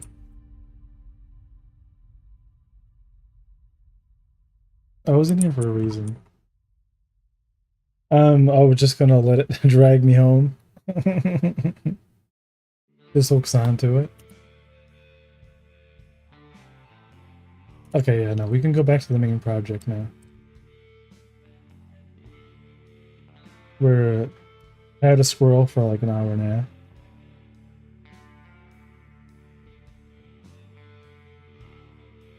Yeah, here's the economy. I guess here's the I can explain how the economy works if you guys are interested. It's actually not that complicated. So the way it works, the system spawns in at random 1,000 NPCs. Right, the 1,000 NPCs start actually like going from hop to hop, so we go from station to station.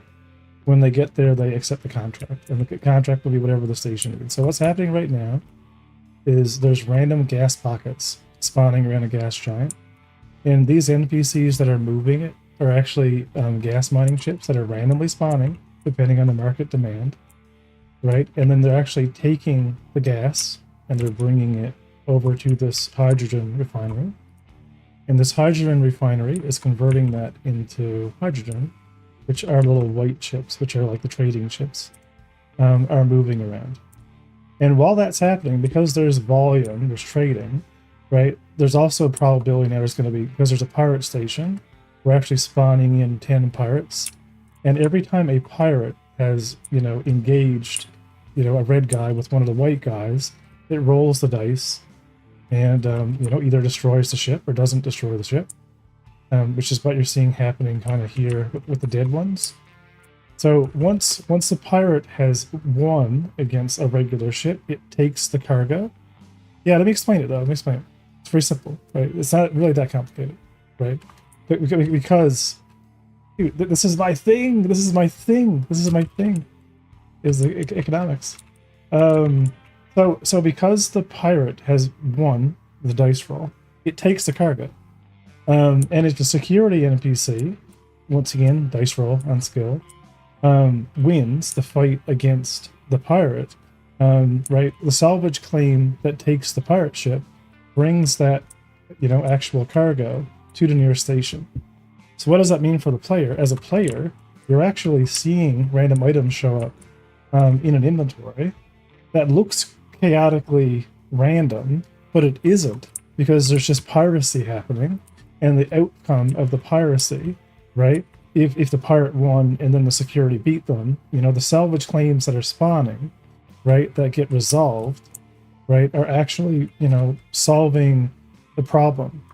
So what you as a player experience is you don't know. See, there's a whole stream here of asteroid miners that are bringing ore, which are being refined, right? So you literally don't know that there's an asteroid station, but you do know there's a ton of salvage contracts. Well, why is there a bunch of salvage contracts? Well, ships are getting blown up. Why are ships being blown up? Probably a pirate station nearby. Remember, if there's no pirate station, how are pirates going to actually get there? Well, they can only go from the jump gate, right? So they can only come in, from a jump gate. So they can't really, if they're going from system to system, like that's too much work for them. You know what I mean? So you'll see some pirate activity, but it would be systemic. So anyway, the idea with this system is if we only simulate 1,000 NPCs, not 1,000,000, not whatever, just 1,000 NPCs, and we balance those NPCs through the needs of the economic simulation, we scale up the player influence against the NPC influence. So like, you never need to simulate more than 1,000 NPCs because it doesn't make sense to, right? So as we have, like 20 or 30 players on a star system, we just scale up the influence, right, of what the NPCs are doing, what their transactions are doing. So there's a higher number of virtual transactions happening to, but scale it. And this works because we're simulating them virtually, but we're still simulating them in real space. So we get real accurate times that it takes for them to traverse the universe. So they're actually accepting a contract, physically going there, and then making a transaction on the contract. So that way it's a real system. And it's not random, but it's also not chaotically going to crash, because we dictate, based on the needs of the economy, what that NPC becomes. And does that make any sense? And there's only ever those archetype of things. There's only ever rescue ships. There's only security ships. There's only salvage ships. There's only mining ships. There's two different types: gas mining, physical mining, right? Like the things that happen are really easily simulated. And then when you're playing the game and you're going to these places and you're seeing the market at that place, you can actually know that it's actually simulated in the background, and simulated by just the host, like just the server that's running in the background, right? And whether it's unified or based on local markets, it can be either or, right? It all depends on what works. But this is really stable, you know? And this is obviously a scaled down version of it, but this works. And once, like, you know, like they run out of gas, then there's no production, and it'll have to spawn, you know, like more, like the gas giant will just spawn more volumes to be mined, right? The asteroid field will spawn random positions, obviously, in an asteroid field, and the NPCs themselves will be kind of driven by their own, you know, station's economic output. Anyway, I want to show that off too. And that's the last thing I'll show off because I do have to get back to work. But anyway, that's all the things in my game, right, so far. There's probably a bunch more. There's more assets than you could ever imagine, but I wanted to make my own Star Citizen with blackjack and hookers. And the blackjack and hookers was going to happen. Right? Like, we're going to be doing some stuff really soon as a community. I added pool. So I made a pool project. We're going to put pool in. Pool's going to happen. Shut up and watch now. It's all good. I'm just quite happy to get more interest in the project. I have to get my, like, I have to eventually get enough people on board. You know, like, I would ultimately need to find like 200 people interested in the project to be able to work on it full time. So as long as I'm working on it part time, we're going to be slow. You know what I mean? I can only do so much every week. But the more I get done, you know what I mean? Like, I'm pushing a boulder up a hill, and regardless of how long it takes me to push the boulder, it's getting up the hill, you know?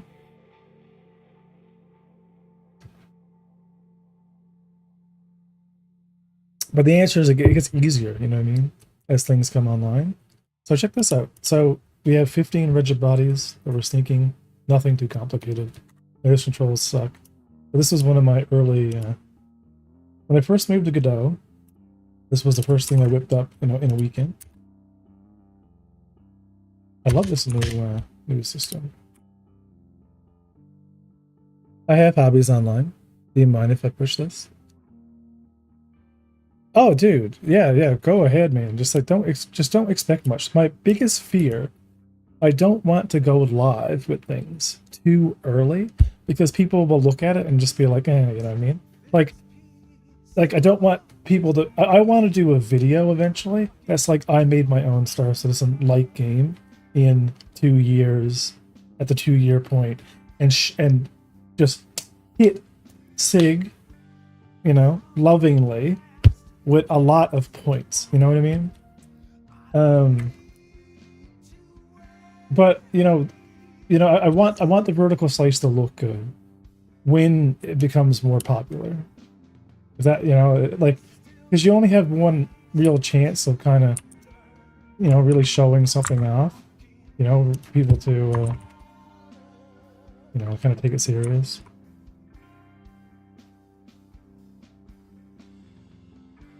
Oh yeah, but definitely, like I said, like anyone who knows, like, you know, he wants to, like, you know, give it a go. But here I am. Look, here we are. We're playing pool together. I've added all the logic for things. So I can just like hit this rigid body, you know, try to hit it right there. Oh, I suck apparently. So I made a fully working pool prototype. I just have really shitty aim. But it's fully synchronized. I'm getting pretty decent at this multiplayer stuff so far, at least in the, you know, basic sense. But I can hit any ball, you know. I can actually take turns. Like, there's no rules, you know what I mean? I didn't put in the logic of pool. I just put in the implementation of pool. I made it so the table resets itself, and the table resets itself if something goes off. So that way you can play with your own rules. But like, I want to get this stuff in the build. Oh, apparently it just yeeted itself into non-existence. If I had it full screen, I'd have more mouse control. The sensitivity doesn't have an option. But yeah, like, this is all right. Like, I think adding poker and pool and just kind of establishing our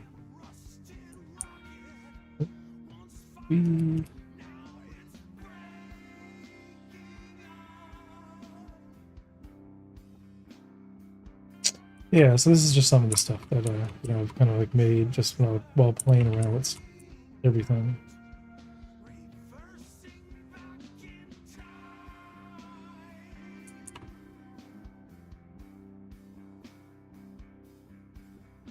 But I don't. Yeah, I never even showed you guys what a.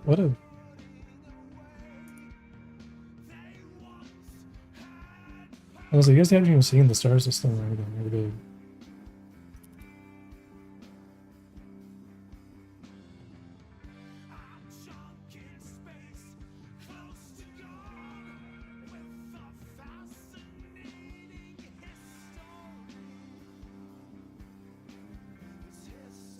Yeah, so this is what the this is what we're trying to build for the summer.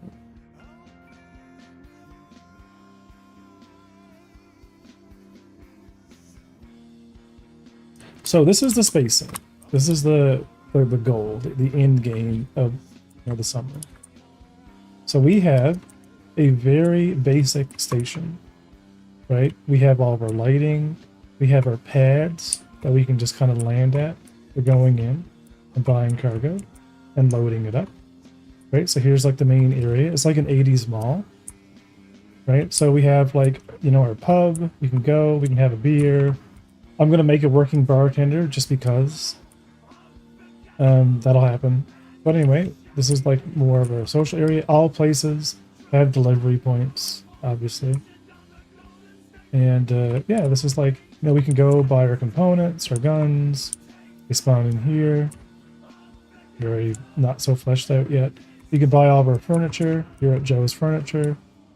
And the idea is here's all the hats. So pretty much the way that it works right now, or will, is there's only 12 of these habs. AC still does have a working bartender. Yeah, suspending. I'm going to have it so any of the $10 tiers get their own habitation module, like in the Patreon build. So I'm going to keep a version of the game always running. That's the goal, and it'll have different versions to it. And I want to have a couple of these stations, kind of just all over the place.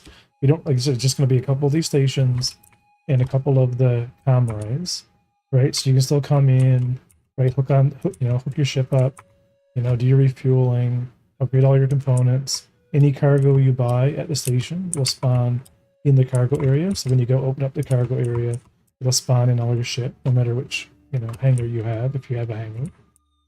And yeah, so you can kind of head up here. This is the security room, accept all the security contracts, right? Go spawn your ship in, go kill a bunch of NPCs, do some pew pew, gain some credits, right? Do some deliveries, just kind of the basics, right? Eventually we'll do some mining. There's not a lot right now, but this is a good test world for testing the traversal and kind of getting things kind of established, right? Because if we can just have it, so you can just go, head down here, spawn in your habitation module. Obviously, they're empty until you spawn one in. They're just like only visible on the outside because they don't exist right now. But yeah, when they're fully customized, they're exactly like I was showing you, where you can just kind of like outfit everything. And you can kind of like invite your buddies over to your own little place, and they're exactly the same as the hospitals, just a different variant in the hospital.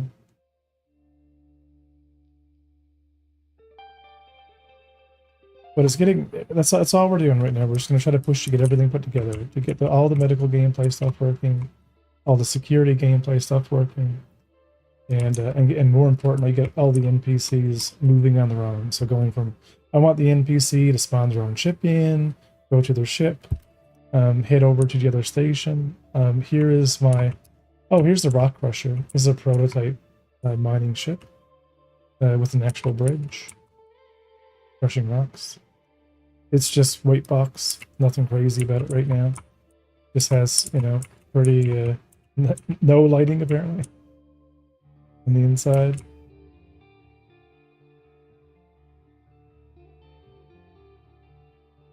Can't see shit in it. Right, but it just, blasts asteroids and crushes them.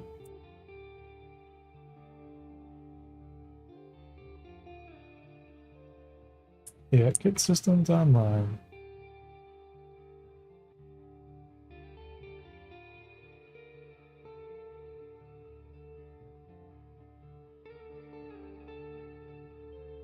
Anyway, we're on a mission. We're gonna make this.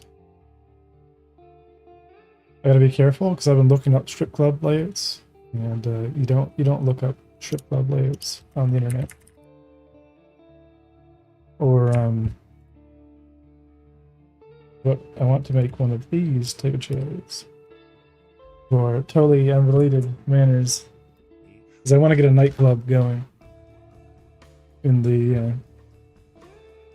That'll eventually be the main station, because you know you gotta have a place to play poker. We do have the upstairs of Irish John's, but I gotta figure out like what this type of chair is. Like I was looking at dimensions.com, gotta find that chair, and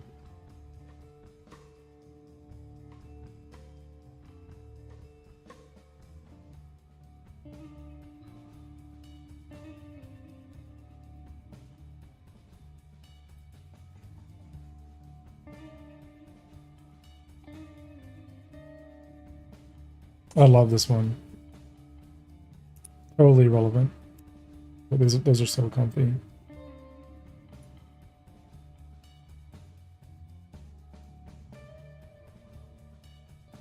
A pot lounge chair?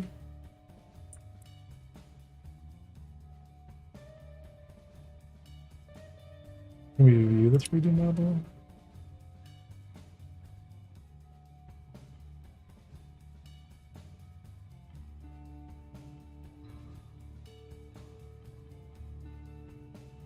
I don't think that's it.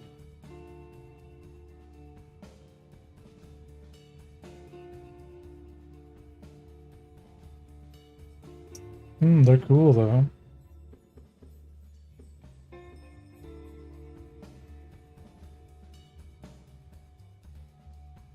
I don't want to make one for the sake of making one, not the one in the book market.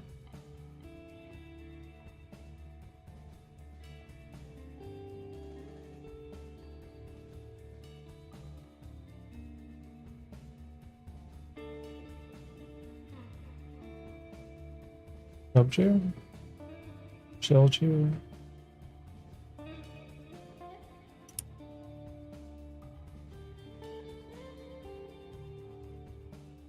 Oh, those would be kind of cool for a nightclub. That'd be super cool.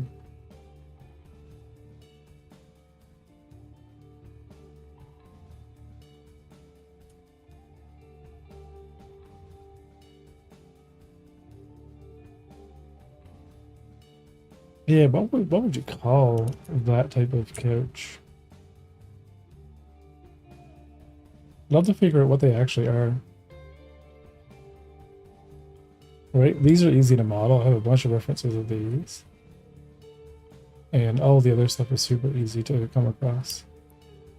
But if I knew what this couch was, I could grab the dimensions of it. Otherwise, I could like kind of loosely model it.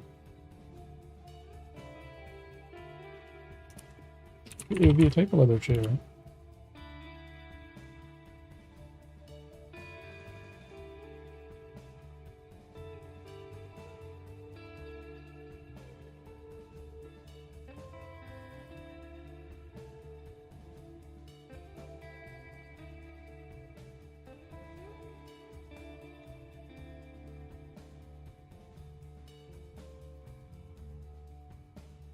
Because we made this one. We made a Pollock.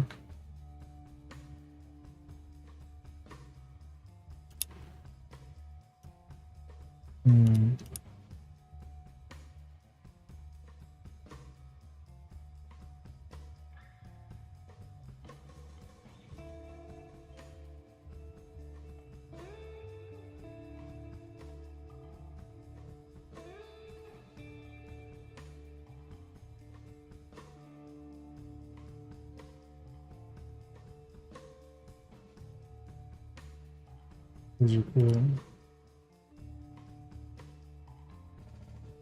Oh yeah, and yeah, I could show you guys. I want to show you guys some of the stuff I'm working on, but it's like distracting.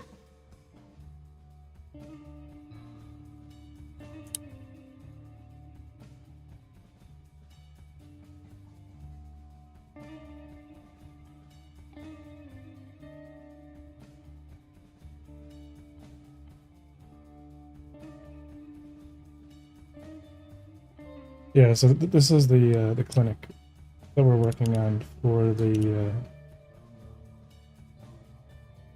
the actual truck stop.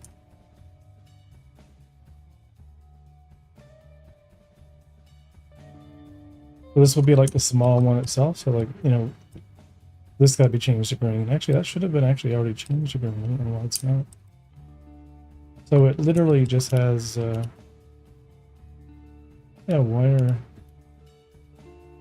Oh, okay. I added it to block the lighting. Right, so we have like kind of a mini version of what you kind of have for the hospital. So you have like one like surgery station. You have the different rooms with all the same stuff inside them. We have our waiting area. And it just needs plants.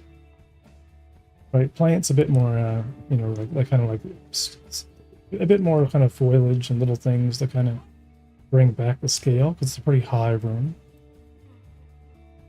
But you know, you throw some magazines in here, a few knickknacks, and we have our chicken, and it's pretty much then done. Right, and then I have a whole collection here of our prefabs.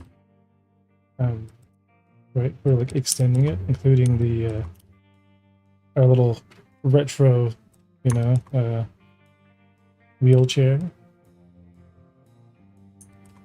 Obviously the back of the tank, or healing tank as it would be. And some of the stuff actually doesn't have its materials set up correctly. Yes, these are all my prefabs, different variations. And that way they can be detailed later, you know, you can actually go in afterwards, add all the normals, bring it into Substance Painter, you know, they kind of like add all the little scratches and things like that. You don't need to change the asset. They give it a detail pass later on. But I like the medical stuff, and the medical stuff's coming along good. What's that, a pot tree?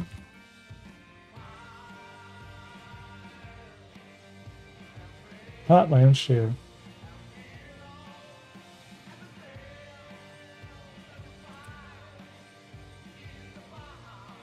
Yeah, I'm gonna go and cut him out of that.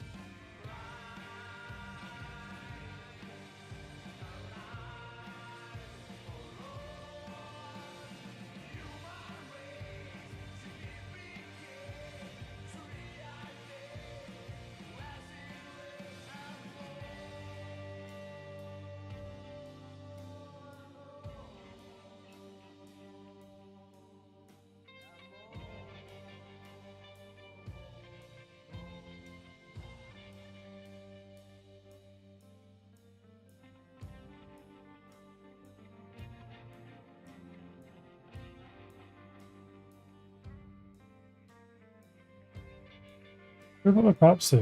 Medical... Oh, habitation? No.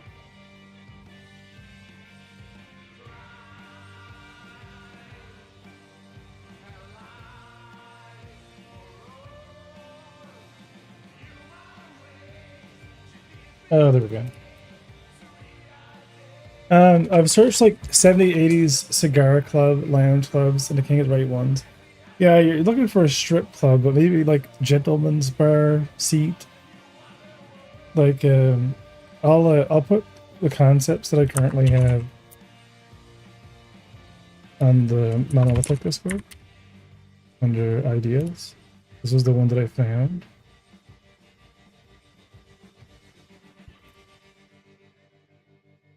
Right, like if I could get a couple of these, I love these. Like we've had these here, like in our like older 80s clubs. Right, we do some glass tables, kind of right, really cool, like a flower, but like a spiral-ish, carpet. Right, the carpet would be super easy. Just add a bunch of noise and drive displacement with it, make it really fuzzy. That'd be cool.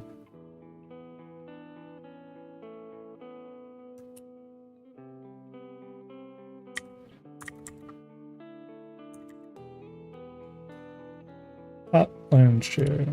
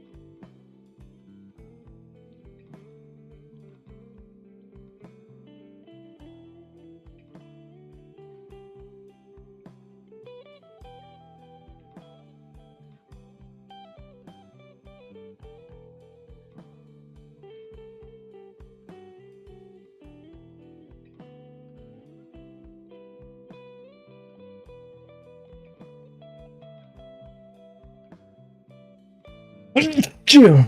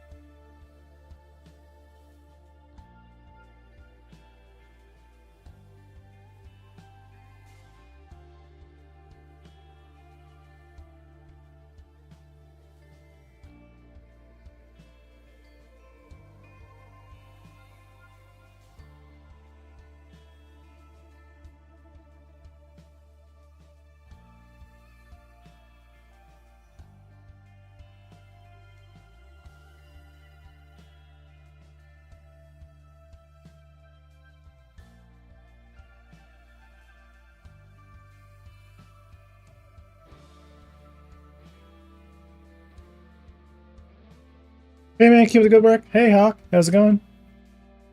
Thanks for popping in. I'm always working on something.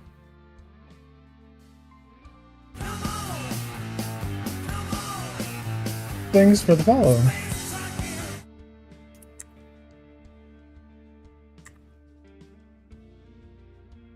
I don't know what we're gonna do with this. I'm gonna kill this cap and we're gonna deal with the inside later.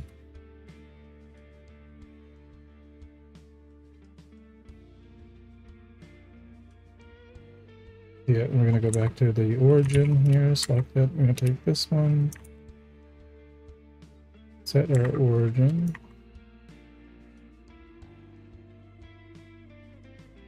Could be a 3D cursor, so we can add a mirror to it.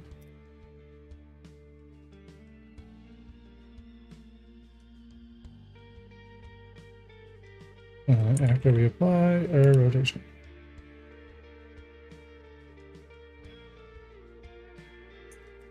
I think we fatten it up a little bit.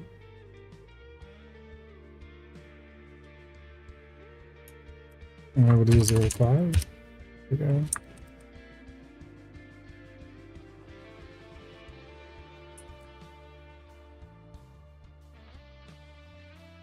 Fill our caps.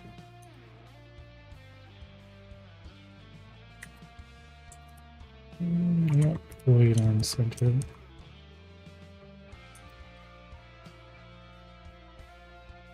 No, let's error margin.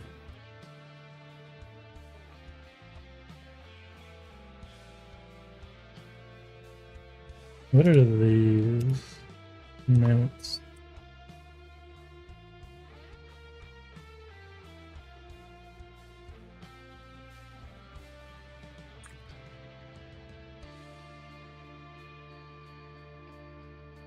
Okay, we don't really see a 3D view.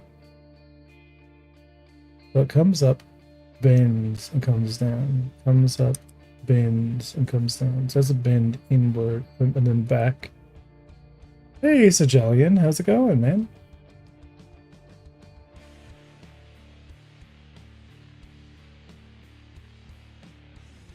Yeah.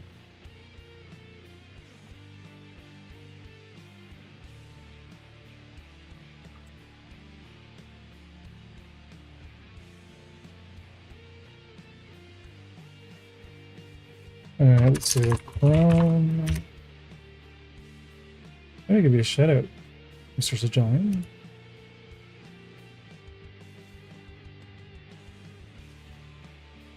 Sajelian, want to see some of the multiplayer stuff that I have working?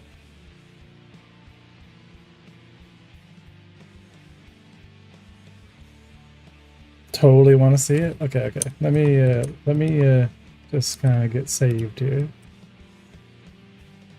We're making. Do you want to partake in it? Okay, I'll show you first, because otherwise I know I'm going to go down a rabbit hole of talking about it for 7 years. Which, you know, don't mind doing. But we now have the warp drive in, and we can now quantum. And like the ship's now like kind of all detailed, comm system is online. We have, you know, like stars you can scoop. We have an actual comm system. Where is our comm system? Maybe it's not in this empty test scene. Let's go back into the other project. Now, I'm launching into what's called Unforgiven Systems, which is a gray box on there. To show you this. Just so you're aware. And Sajelian, pick a color. Pick a color.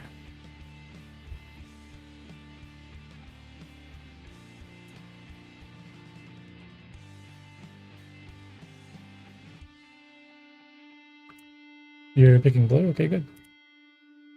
Yeah, your pizza place looks great in the game. So check this out. You ready? Oh, I didn't want to do that. Apparently I messed it up right off the get-go. Take 2. Oh, yeah, no, that's going to be a thing. So, server, and I'll just make it back there and just host as a server. Right, so I can chat. That all works, all good. I know if you were here when we were doing the voice testing, but let's minimize this. All right. So let's do Sejali.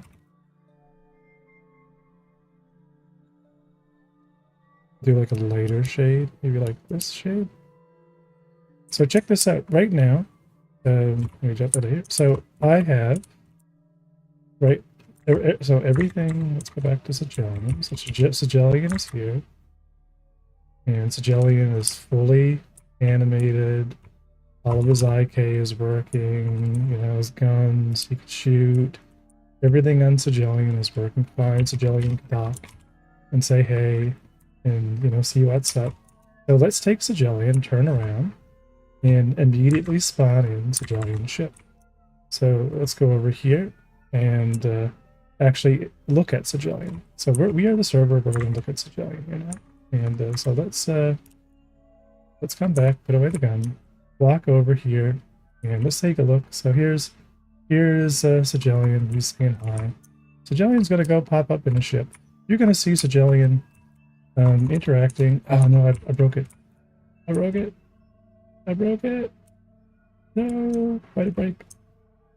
Why did it break? Why did it break? Of course, it breaks live. Let me do it again. It was working fine. No. You haven't seen any of the features. Just wait. Just wait.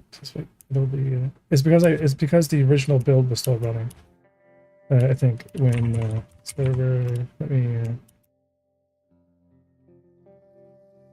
I think I like accidentally desynced the.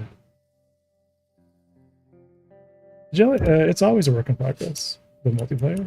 We're always working on the multiplayer. So yeah. So check this out. We have 100 NPCs. So you're seeing 100 NPCs. Were you able to solve the hand animation? Yes. I was. So check this out. Find in the ship.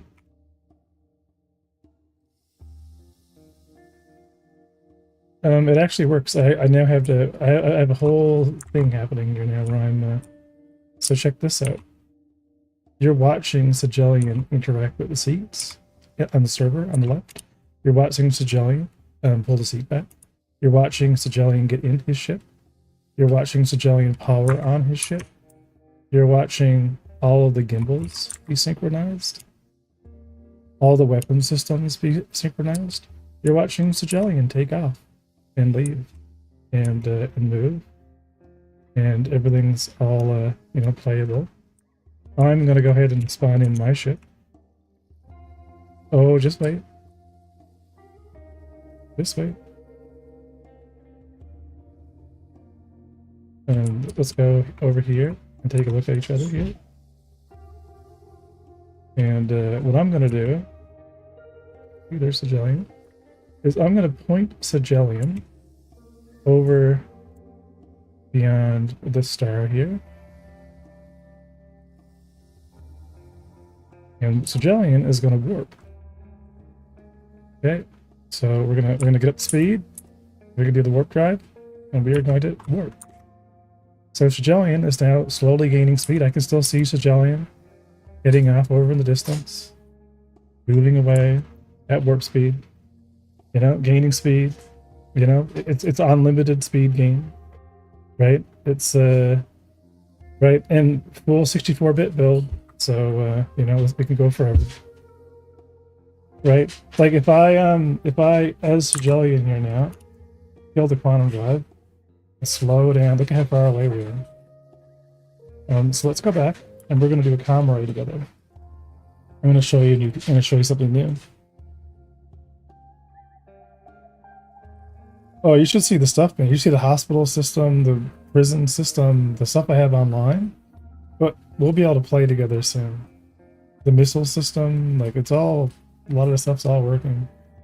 So we can space out the bursts now. You know what I mean? We can actually... Nope. That's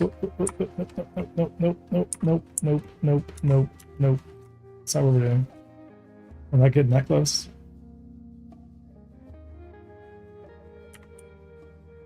See how fast I'm going? So we're gonna go to the comrade together. So I'm gonna park my ship right here. I mean, there's not that many assets. We're just gonna leave. Right, so let me Keep in mind, there's still 100 NPCs being simulated down there. Let me. Oh, here we go. So check it out. I'm gonna head over. You should start seeing me here whizzing by. Oh, there's Sejalian ship. The comrade. There's Sejalian. You see the missiles going by his face. But I'm going to do something different. I'm going to do something different right now. Oh, I'm just going to kind of UVA out here. Okay. So we can do the comrade together. We can go shut it down. Right, so we can just jump in and turn it off. The turning off is not synchronized right now. So the state of the comrades are not in this build. So they're not going to synchronize. But yeah, get out. Okay, so this is Sejalian's ship, I think, right here. I think this one's Sejalian's. Let me confirm. I hope it is, or this is not going to work, because I gotta make sure the authority is working. Yep, this is Sejalian's ship. So check this out. You ready? You ready for something cool, Sejalian? Ignore the gravity not working in the ships. You ready?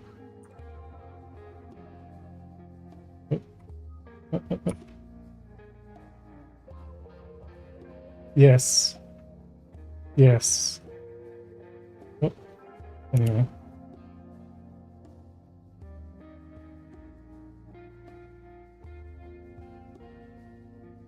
So anyway, yeah, that's some of the multiplayer stuff, but there's cooler stuff happening on the main build, but like prisons and factories and hospitals and yeah. And we'll all be able to play it. You know what I mean? That's soon the Patreon station will be a thing, and Sejalian's Pizza will be a thing. I'm working full time on the game, right? So everything, the warp drive, all the component systems are pretty much done. Check this out. Look at this. There's 40 rooms here in the hospital. They each have an interior. No, I'm off for the summer, right? Look at this. Look at how pretty this is. You know, like this is literally like I can go all the way to non-existence. It becomes a speck, you know what I mean? And come all the way back in at full speed. And the LOD system of Godot will just butterily and go all the way in.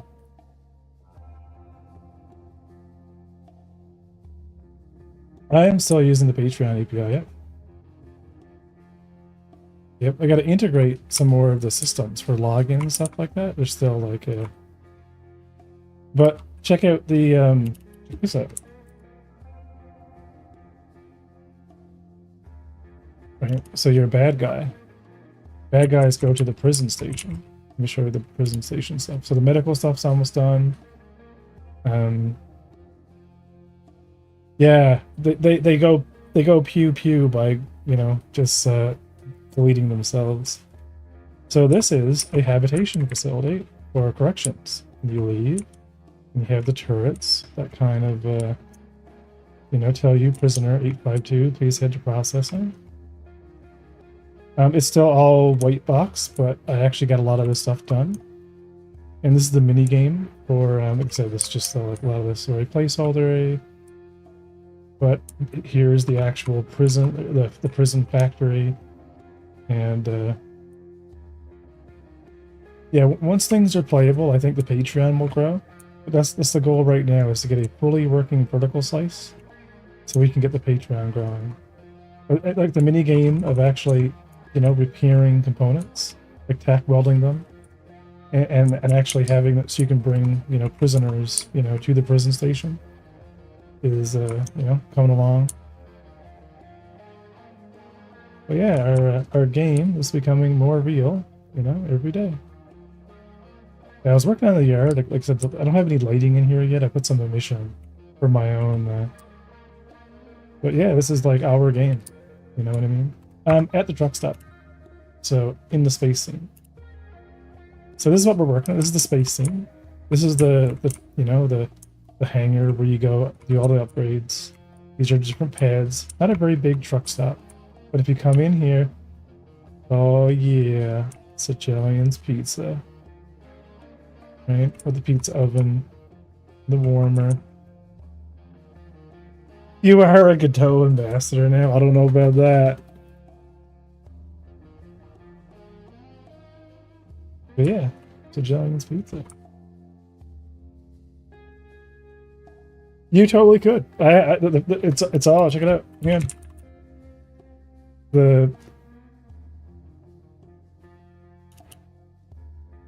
We have pizza. It's a thing. If you want to send me a photo of your actual pizza, I'll put your pizza in. Just make sure it's like kind of as round as you can make it. I could add normals to the outside, but I don't want to add. I don't want to increase topology. So if you can find me a very round version of your pizza, or a version of your pizza with more dough, then I'll do a square. I don't give a shit. Since I upgraded to Godot 4.3, it scans when I run the project. You can do that. When you do that, and your pizza will be actually in the game. I'll even make it Steam.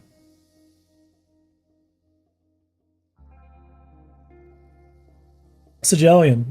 People shit on Godot. I want to show you this because you're a software dev. Look at this. Godot just updated. It's not a major release. It's 4.3. 4.3. 3,500 commits authored by 500 contributors. Just this release.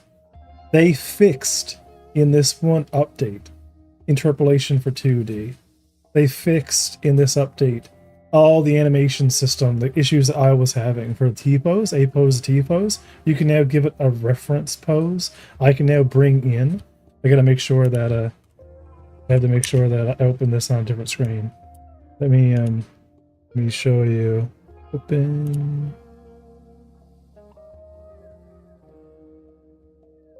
Characters.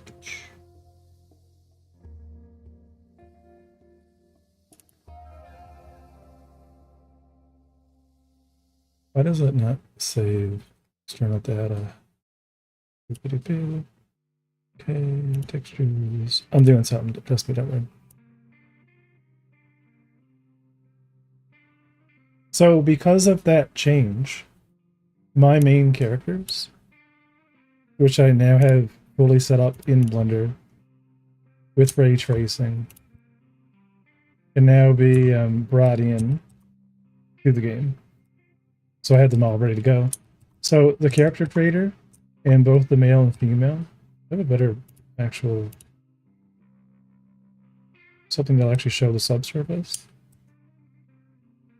Yeah, that's the female. And it has all of the options, right? With the spacesuit, like I had the male. I have, literally everything. All the, the mustaches. It has all the blend shapes for doing all the animations and stuff like that, right? So we'll have the main characters, back in the build. I'm afraid to go to, right? So, it'll be cool, man. Gotta fix these normals. There's like weird normals on even the eyes have displacement maps. I don't understand how you're making a better game than SC. Because I'm not making a big game. It's a simple game. It's a simple universe. It has simple gameplay mechanics. You buy boxes, you sell them. You buy boxes, you sell them, and hope that someone doesn't take your boxes from you. It's like Sea of Thieves in space, right? You do some mining, right? You blow up some rocks. The gameplay loops of Star Citizen aren't complicated. The size of the scale of Star Citizen is complicated. Right? Just making the gameplay loops and putting them in a smaller fishbowl. We don't need an ocean. We just need a really fun pond, A fun pond. So yeah, I'm really excited. Anyway, all of this Navigation mesh chunking, we need this for planet tech. Like this is just stuff that they're adding. Native FBX imports. Like this is just stuff Godot is adding. You know what I mean? Like every little version of the game. Right? Like it's insane. Like the C# support gets better. You know what I mean? Like everything, dude, is better. And you know, it's gonna be like Blender. I really believe that you know, Godot is gonna be like, it's gonna start accelerating, and the corporations are gonna have to spend a lot of money to beat Godot. Right? To have a specialized, unique project that's it just needs to get better at team. It needs better workflow pipeline work. Biggest thing with Godot is literally its limitations are in pipeline. Just kind of having a good pipeline for teams.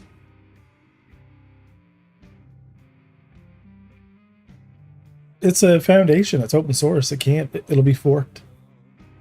You know what I mean? You can just fork it, right? Can't. It actually can't. So yeah, that's the been man, a lot of guys on the on YouTube today. But yeah, definitely, you know, excited guys. If you're interested in the project, $5 on the old Patreon. Some of you guys have been a Patreon forever. Oh yeah, OpenAI. That's true. Yeah, but I don't think they'll do that. Yeah, yeah, that sucks, man. OpenAI was supposed to be like, you know what I mean?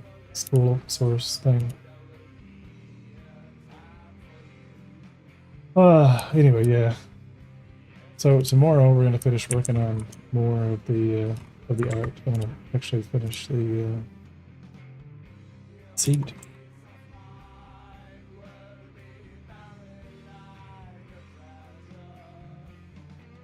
I gotta jump, guys. Great stream. Yeah, I'm gonna raid someone here in a bit too. It's 12 o'clock my time, so I'm gonna find someone to raid. And thanks to all the guys that are on YouTube. I'll end it here on YouTube in a second.